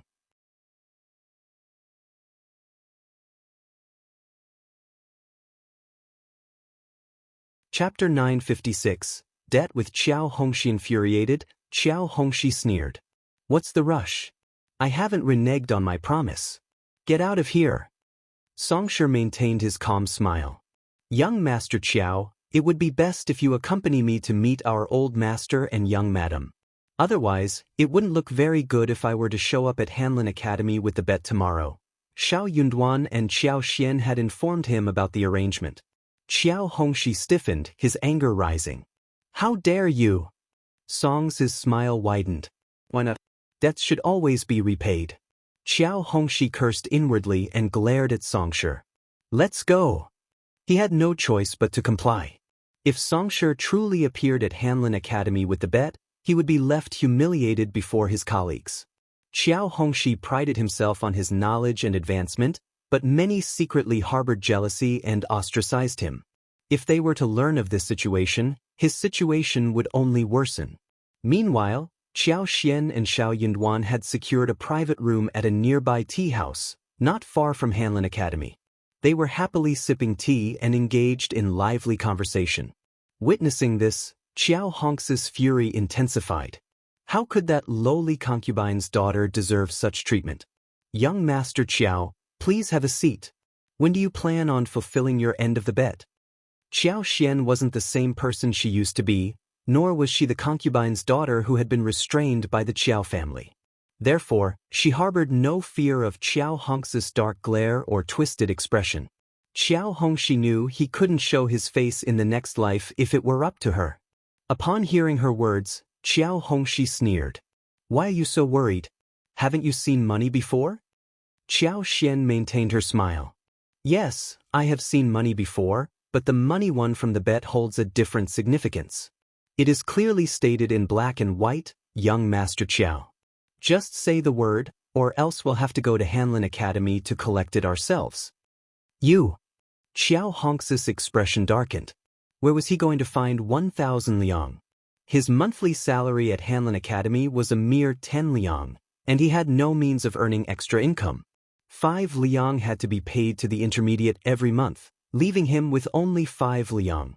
He had to save for a long time to afford good pens, ink, paper, inkstones, folding fans, jade pendants, sachets, hairpins, belts, and other miscellaneous items.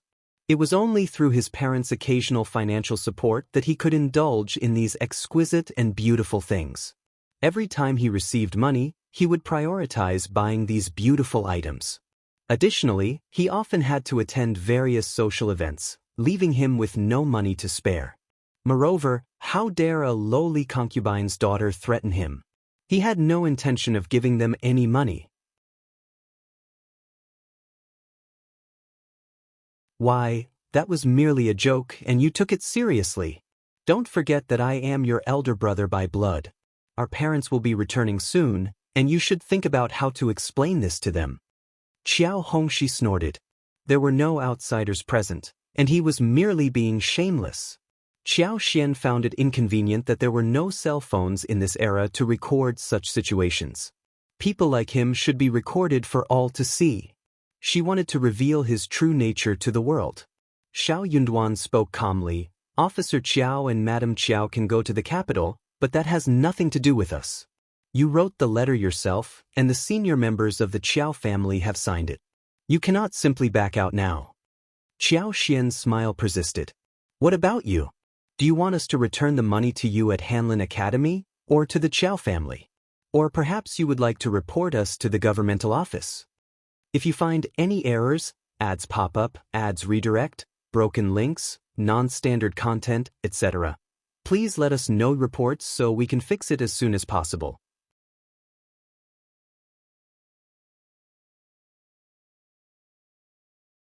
Chapter 957. Short-sighted Qiao Hongxi gritted his teeth and said with a dark look, Xiao Yunduan, you are an advanced scholar now, and Qiao Xian is part of the Qiao family. I don't believe that you dare to come to the Hanlin Academy to stop me or report me to the governmental office. You don't want your reputation anymore? Qiao Xian said curiously, Interesting, isn't it right to pay back what you owe? We are siblings in blood, aren't we? You owe us money and you are not afraid of ruining your reputation, so I am definitely going to let you pay back. Xiao Yunduan said, Just tell us, are you giving it to us or not? You don't have to worry about us. Qiao Hongxi exclaimed angrily, Are you all so short-sighted? Indeed. Qiao Xian chuckled. As long as we witness your humiliation, we will be satisfied. Call it short-sightedness if you like. Qiao Hongxi became increasingly infuriated, turning to Xiao Yunduan and questioning whether Qiao Xian's words were true. Xiao Yunduan cast a tender and affectionate glance at Qiao Xian. That's what my wife says. Qiao Hongxi couldn't help but think that these two individuals were utterly insane. Xiao Yunduan seemed to care little about his own reputation and future, so what was the point of becoming an advanced scholar? In Qiao Hongxi's opinion, someone as foolish as Xiao Yunduan did not deserve to be an officer. He should be exposed for his incompetence. Shi Jin Xiangyu was akin to a precious gem, while they were nothing more than worthless tiles. It wasn't worth engaging in direct conflict with them. Qiao Hongxi finally admitted defeat. She didn't want anyone else to discover this humiliating incident, not at Hanlin Academy, nor within her own family. If Madame Yuezhing, her uncles, aunts, and cousins were to learn of this, they would surely mock her. Besides, 1,000 liang was not an amount the intermediate would pay on her behalf. After pondering for a moment, Qiao Hongxi reluctantly said, I don't have that much money at the moment. It will take me approximately 2 months. In less than 2 months, her parents would return to the capital. Her mother must have saved up a considerable amount, and by that time, she could borrow some money from her mother to repay the debt. Feeling cornered, Qiao Hongxi had no choice but to appease his mother. He didn't want to reveal the truth to her. Qiao Xian and Xiao Yunduan understood his predicament. They exchanged a knowing glance, and Qiao Xian smiled. That is acceptable, but you must provide a written agreement to ensure you won't go back on your word. Qiao Hongxi glared at her resentfully. He didn't want to write the agreement, but he knew he had no other option. Fine.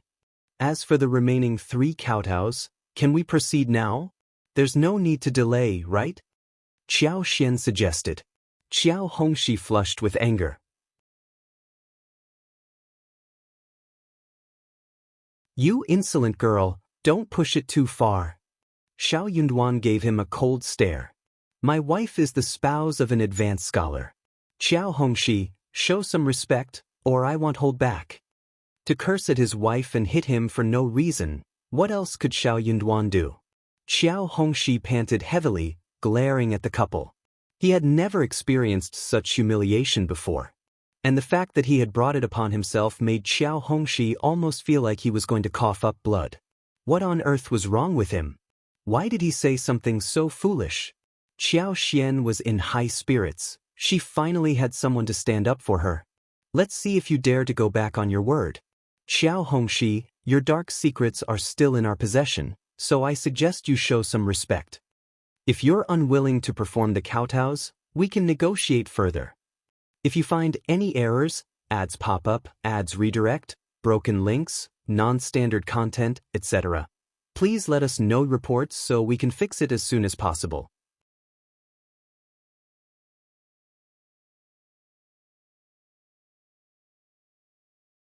Chapter 958. Family Price. Qiao Hongxi didn't easily trust Qiao Xian.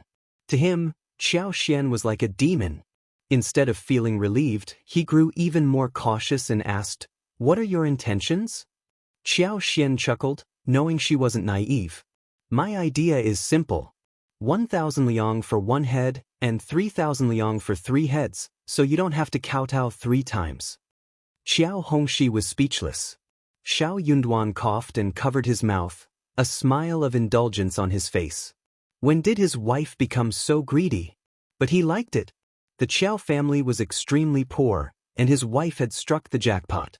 Qiao Hongxi felt a mixture of anger and annoyance. Why don't you just rob us instead? That's the price of family love, not robbery. Qiao Xian innocently replied. You are the editor of the Hanlin Academy, a respected man. Isn't kowtowing worth 1,000 taels of silver? I think you need at least 10,000 liang to match your position. How about 1,000 liang it is? Qiao Hongxi interrupted, startled and not daring to argue further. Deal. Qiao Xian smiled.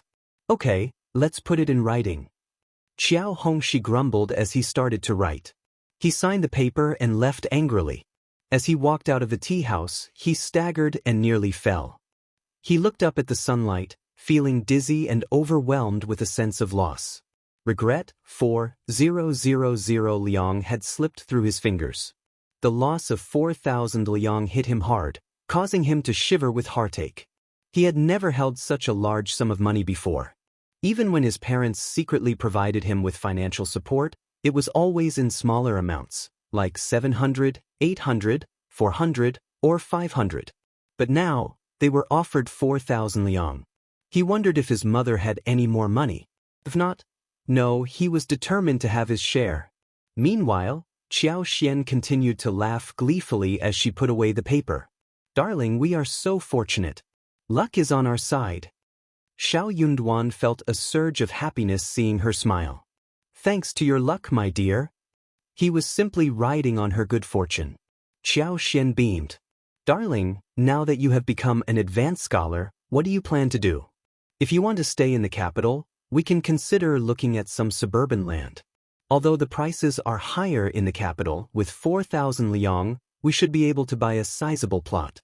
We can even add some more money and buy even more. Xiao Yunduan didn't want to disappoint Qiao Xian, who had her heart set on acquiring land for farming. So he nodded, wearing a smile.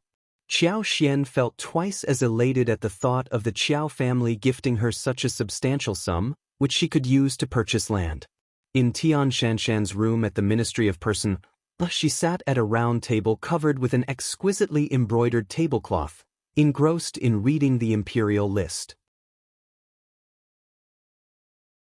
Tian Shanshan smiled as she read the names one by one, finding it quite an interesting activity. Standing beside her, Fu looked puzzled. "Young lady, you're forbidden from finding out who the young master is. Can you discern his identity from the list?" They had been separated from Xiao Yunduan since their encounter at the pear garden the other day. However, with the Tian family's influence, it would have been easy for Tian Shanshan to track down Xiao Yunduan.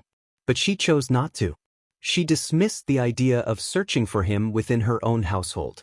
If you find any errors, ads pop up, ads redirect, broken links, non-standard content, etc., please let us know reports so we can fix it as soon as possible.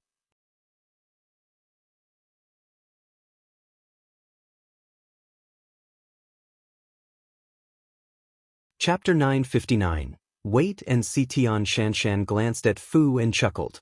"I don't know, but who cares? I'm sure he must be on the list. Isn't that intriguing?" Fu scratched her head and smiled, still looking a bit puzzled. She couldn't quite grasp what made it so fascinating. But if her lady said it was interesting, then it must be true. She couldn't admit her own ignorance. "If you say so, then it must be true." Tian Shanshan glanced at her and smiled. The young girl was naive. She was adorable but not the brightest. She had no clue about what was happening, and Tian Shanshan had no interest in explaining it to her. She wasn't short-sighted. The person she liked couldn't have possibly failed to become an intermediate advanced scholar. She hoped he might even achieve the top position. She believed that his name must be on the imperial list at that very moment. As she looked at the names, she thought about the man she liked, who might become her future husband, and it filled her with even more happiness. The mysterious sense of destiny was too marvelous. She simply needed to savor it quietly. Just imagine in the future, when they were together, they could reminisce about this day. That would be a remarkable twist of fate. The imperial examination was about to commence, and she was eager to observe. The atmosphere during the examination wasn't as tense as the imperial examination itself, but after all the hard work they had put in, everyone hoped for a favorable ranking. As the day arrived for them to enter the Hall of Supreme Harmony, they all felt a sense of solemnity. Qiao Xian, on the other hand, had no need to worry about the ranking examination, so she had a leisurely day. They were busy preparing delicious food at home, eagerly awaiting Xiao Yunduan's return so they could enjoy it together. In the following days, when the rankings were announced, they embarked on various outings within and outside the city, marveling at beautiful sights and purchasing local specialties. They had a wonderful time. Little did they expect that Xiao Yunduan would become the primus. Qiao Xian and Xiao Yunduan were both stunned when they heard the news. It wasn't until they bid farewell to the officer, Lu Min and Gu Zhiyou, who came to offer their congratulations, and exchanged pleasantries with the neighbors who had gathered to witness the celebration, that they closed the door. It was then that Li Xia and others knelt down to offer their congratulations and rewards. Yet, even at that moment, they couldn't quite believe it. Xiao Yunduan knew he had performed well and believed he would rank highly. But to be the primus?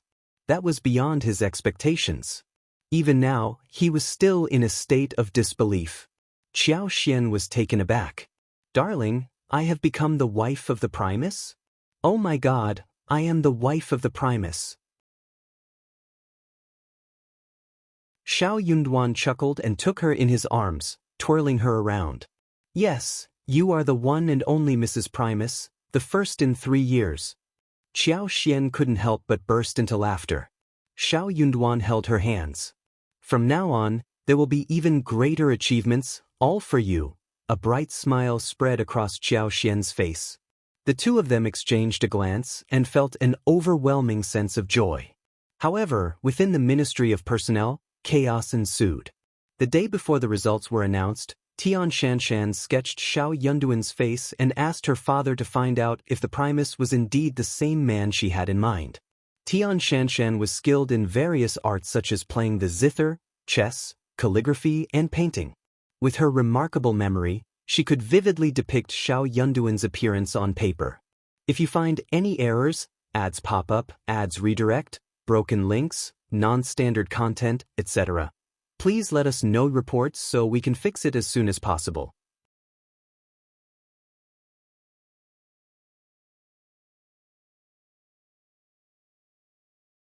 Chapter 960, Elder Miss Tian. It was a simple matter for the Minister of Personnel to acquire the rankings of the newly appointed scholars before their official release. Upon hearing that the primus was named Xiao Yunduan, the minister instructed someone to compare the portrait with the distinguished gentleman.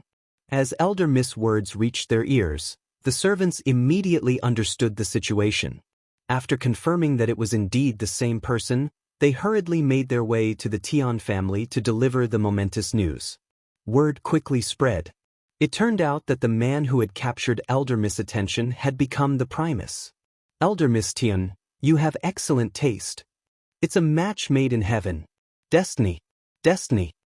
What a remarkable tale. Primus Xiao is incredibly fortunate. I can't help but feel envious.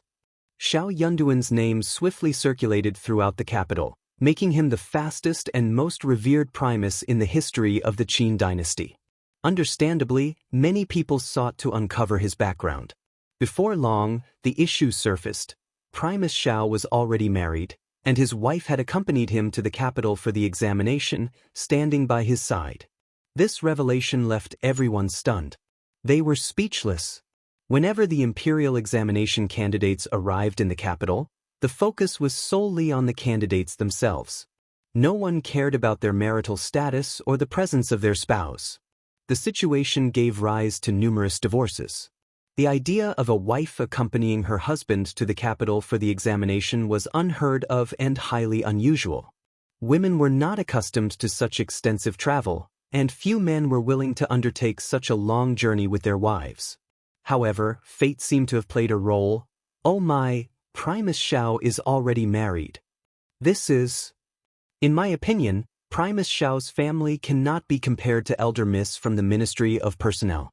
They are worlds apart. But they are still a married couple. What will Elder Miss do? Such a dreadful predicament. I wonder if Primus Xiao regrets it. No, could it be a misunderstanding? I have never heard of anyone bringing their wife to the capital for the examination. Is that even allowed? I am not sure, and no one else seems to know either. Perhaps it is a misunderstanding. But how can that be? A fellow townsman of Primus Xiao even visited their residence and witnessed it firsthand. What they said must be true. The Tian family felt a mixture of embarrassment and frustration. The matter had been significant from the start, and at this point, it could no longer be concealed. Those individuals who had held a grudge against the Tian family were likely reveling in their misfortune behind closed doors. Officer Tian's face darkened as he snapped at Tian Shanshan. You are nothing but trouble. Why didn't you find out if he was married? What are we supposed to do now? Madame Tian sympathized with her daughter and spoke with anger. Shanshan has been treated unjustly. Old master, we must find a solution. Officer Tian sneered. What other options do we have? It's too late to seek a divorce now. But we can't abandon Shanshan like this, can we? What else can I do when my heart is not in it? If you find any errors, ads pop up, ads redirect, broken links, non-standard content, etc., please let us know reports so we can fix it as soon as possible.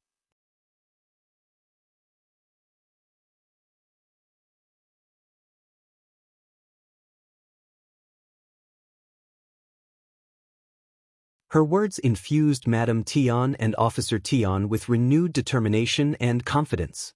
Tian Shanshan bid her parents farewell and made her way back to her residence. During the journey, she remained silent, her head bowed. Fu followed behind her, maintaining complete silence out of caution. She was resolute in her decision to marry him.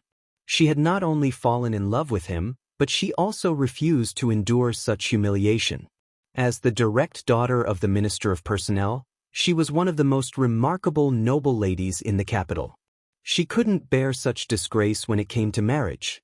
How would she face society in the future? She would become the wife of the Primus, ensuring her husband's bright future as a first-class official.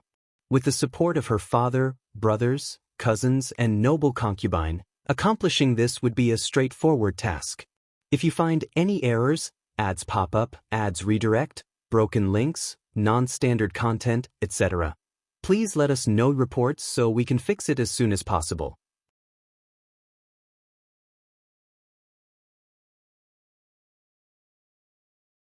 Chapter 962. Unexpected trouble. Her husband's accomplishments would indeed be impressive. At that time, she would still be the proud, heaven's daughter, and the most esteemed young lady in the capital, admired by all. Everyone would commend her excellent taste. In due time, this incident would be forgotten, buried in the depths of people's memories. No one would dare to bring it up to her. Tan Shanshan wasn't panicking. She was seething with anger. She couldn't believe there was such a foolish man in the world who would abandon her, the Minister of Personnel's daughter. She was frustrated that Primus Qiao had already married, and even if she managed to steal him away, he would still have belonged to another woman. But then she realized, what difference would it make if she married someone who had never been married before? Before marriage, many princes, kings, and young noblemen from prestigious families boasted about their abstinence from concubines or courtesans. It was all a facade. That thought somewhat comforted her. Xiao Yunduan and Qiao Xian were equally shocked by the news. The couple found themselves contemplating the situation. What was happening? Qiao Xian chuckled to herself, acknowledging that she had wished for some challenges to test her in life, as everything had been going too smoothly. True gold feared no fire. Only through trials and tribulations could true emotions be revealed and cherished, even if it meant sacrificing everything. And now, they found themselves facing an unexpected ordeal. Caught completely off guard. Absurd. Xiao Yunduan's frustration was evident as he furrowed his brow, voicing his thoughts. Darling, it's just a mishap. It will blow over in a few days. We shouldn't worry about it. Qiao Xian regarded him, then spoke after a brief pause. But what if it doesn't blow over? A sinking feeling gripped the couple's hearts. They were not naive. They understood that this matter wouldn't simply fade away. The Tian family lacked noble status, and they had committed a significant blunder. The entire capital was ridiculing them. How could they simply endure it? While Xiao Yunduan was not at fault, the noble families wouldn't care about such details. Qiao Xian didn't expect the Tian family to be reasonable or seek a resolution. Instead, they would likely vent their anger. As Xiao Yunduan's wife, she and Xiao Yunduan would become targets of blame. Qiao Xian didn't fear death because she knew the Tian family wouldn't have the audacity to go that far. However, they might resort to more clandestine actions. I will, Xiao Yunduan declared resolutely, gripping Qiao Xian's hands firmly. He appeared determined and serious. Darling Xian, don't worry. I will honor my promise. I won't pursue an official career anymore. Xiao Yunduan felt a sense of relief as he spoke those words. He had already achieved his aspirations, recommended man, advanced scholar, and primus. He was on the path to becoming a scholar. He had no regrets in this lifetime. If the realm of officialdom was shrouded in darkness, where those in power could act with impunity, then he would distance himself from it. He would rather retreat to the county and spend the rest of his life peacefully with his wife. Qiao Xian was taken aback, her eyes widening in astonishment. Are you certain? But I don't want that to happen. If you find any errors, ads pop up, ads redirect, broken links, non-standard content, etc., please let us know reports so we can fix it as soon as possible.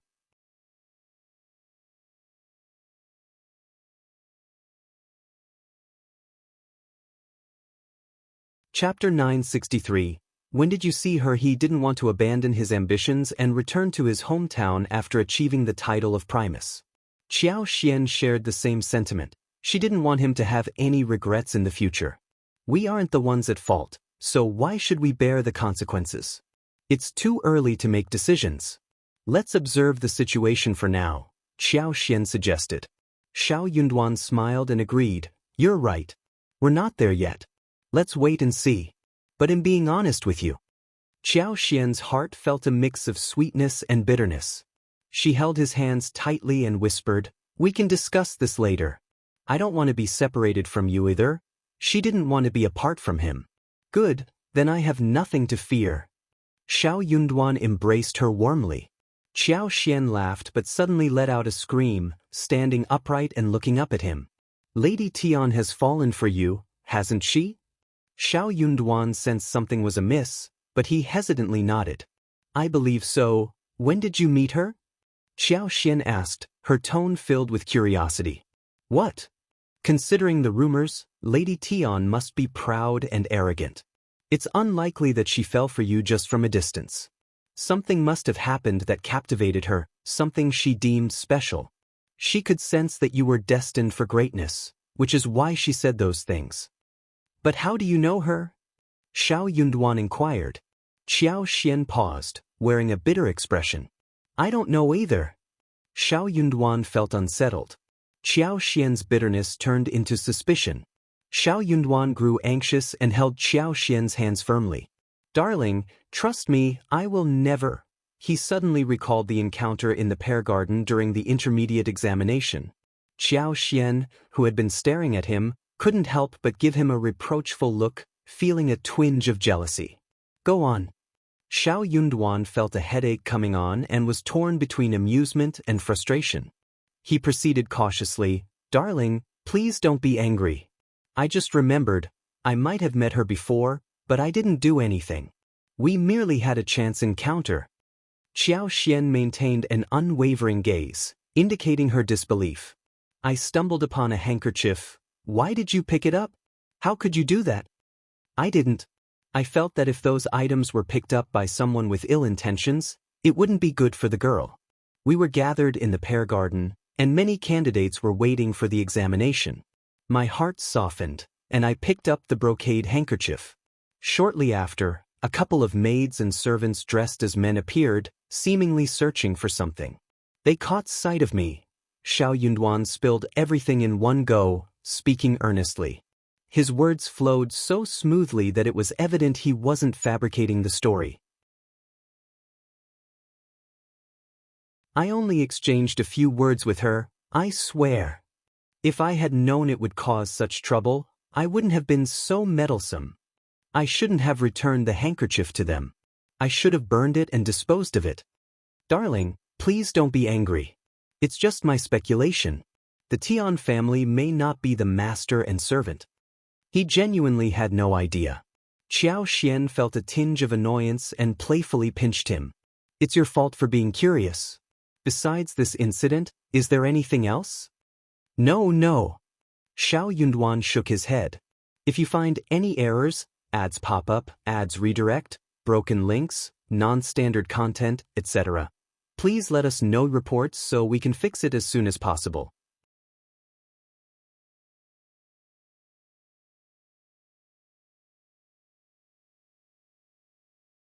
Chapter 964. Known? Are you sure? Think about it carefully. Absolutely not. They had already gone through enough trouble this time and couldn't afford to go through it again. Qiao Xian let out a sigh. If that's the case, then you must have encountered Lady Tian. Lady Tian could easily deduce that he was one of the candidates from the gathering they attended earlier.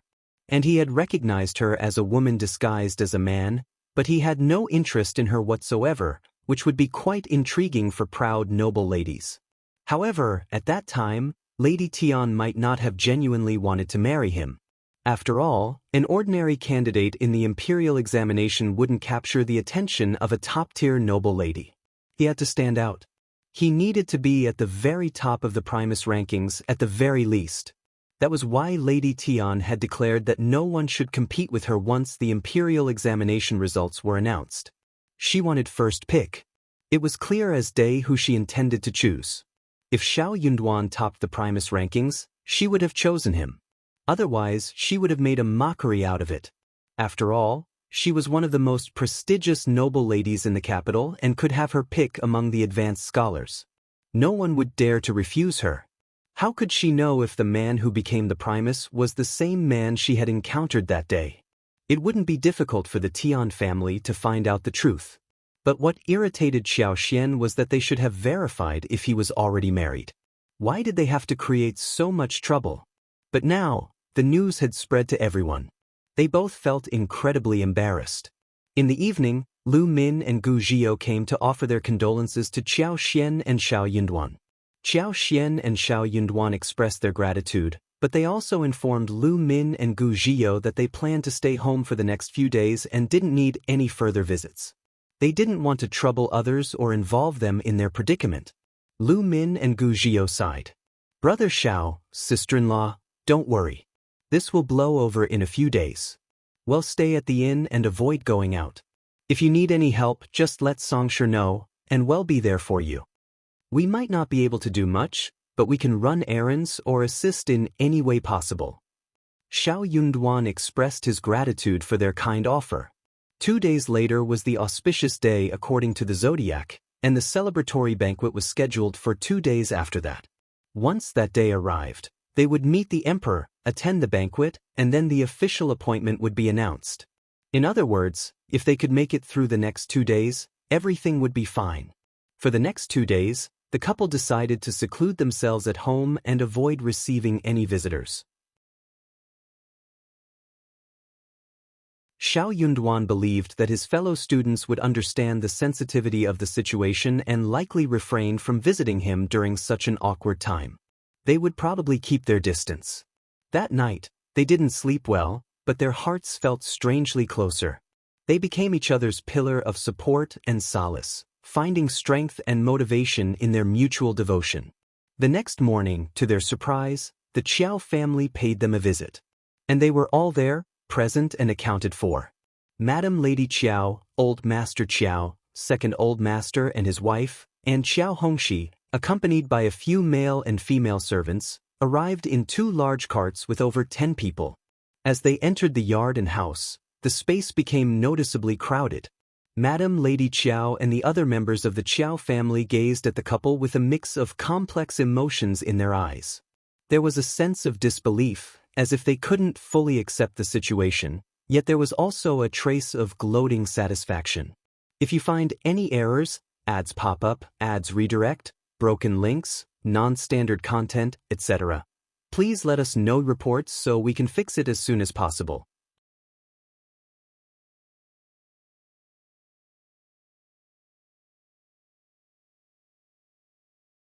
Chapter 965. Trouble, but Xiao Yunduan had indeed become the Primus. The news hit Qiao Hongxi especially hard, and his heart ached upon hearing it. He, an advanced scholar, couldn't help but feel humiliated by the fact that Xiao Yunduan had achieved the prestigious position of Primus. It stung even more when he thought about how Xiao Yunduan would soon be working at Hanlin Academy, and how their paths would cross in the future. However, within a mere half-day, news of Xiao Yunduan's accomplishments spread throughout the capital. He was being touted as the recommended man of the Tian family. In that moment, Qiao Hongxi couldn't help but feel a pang of jealousy. The thought of Xiao Yunduan's success and the attention he had garnered from the Tian family made him envious. But a mischievous smile crept onto Qiao Hongxi's face as he considered Qiao Xian's situation. It seemed like a fitting retribution. Xiao Yunduan and Qiao Xian had brought this upon themselves by crossing paths with the influential Tian family. And now they were trapped. However, the Tian family wasn't ready to let go of Xiao Yunduan. And thus, this is where they found themselves. Xiao Yunduan was soon to be married to the eldest daughter of the Tian family, and he would become a close cousin to the 4th prince. With the support of both the Tian family and the 4th prince, his future career prospects appeared smooth and promising. While others struggled and trembled with uncertainty, he had already moved forward. Qiao Hongxi's sense of bitterness intensified. But he had no choice. This was the reality of her life, and she had to accept it. How fortunate Xiao Yunduan was to have captured the attention of the eldest daughter. The Qiao family had their own hidden agenda, and each of them had come for a specific purpose. Whether they were willing participants or not. "What brings you here?" Xiao Yunduan inquired, noting the lack of furniture and chairs available, leaving Madame Lady Qiao and Qiao Hongxi to settle for small stools borrowed from the kitchen. Madame Lady Qiao dismissed the servants and attempted to put on a kind demeanor, smiling warmly. "Well, it's definitely something good, something great. You're incredibly fortunate." Xiao Yunduan returned the smile. "Madame Lady Qiao, you jest. I can't attribute my achievements to mere luck. What I have attained today is the result of decades of hard work and dedication, the fruit of my efforts and understanding." Qiao Xian chimed in, her smile gentle. "Indeed, you have rightfully earned the title of Primus, and I have witnessed your unwavering diligence. It would be remiss to discount the element of fortune that has accompanied your journey." Madame Yuezhing displayed a hint of displeasure as she forced a smile. "I was merely making a remark, but you take it so seriously." "That's not the kind of fortune I was referring to. I believe the news has already reached your ears?" "What news?" Qiao Xian inwardly sneered. "Madame Lady Qiao, pray tell, what news are we supposedly aware of?" "Indeed." Old Master Qiao frowned.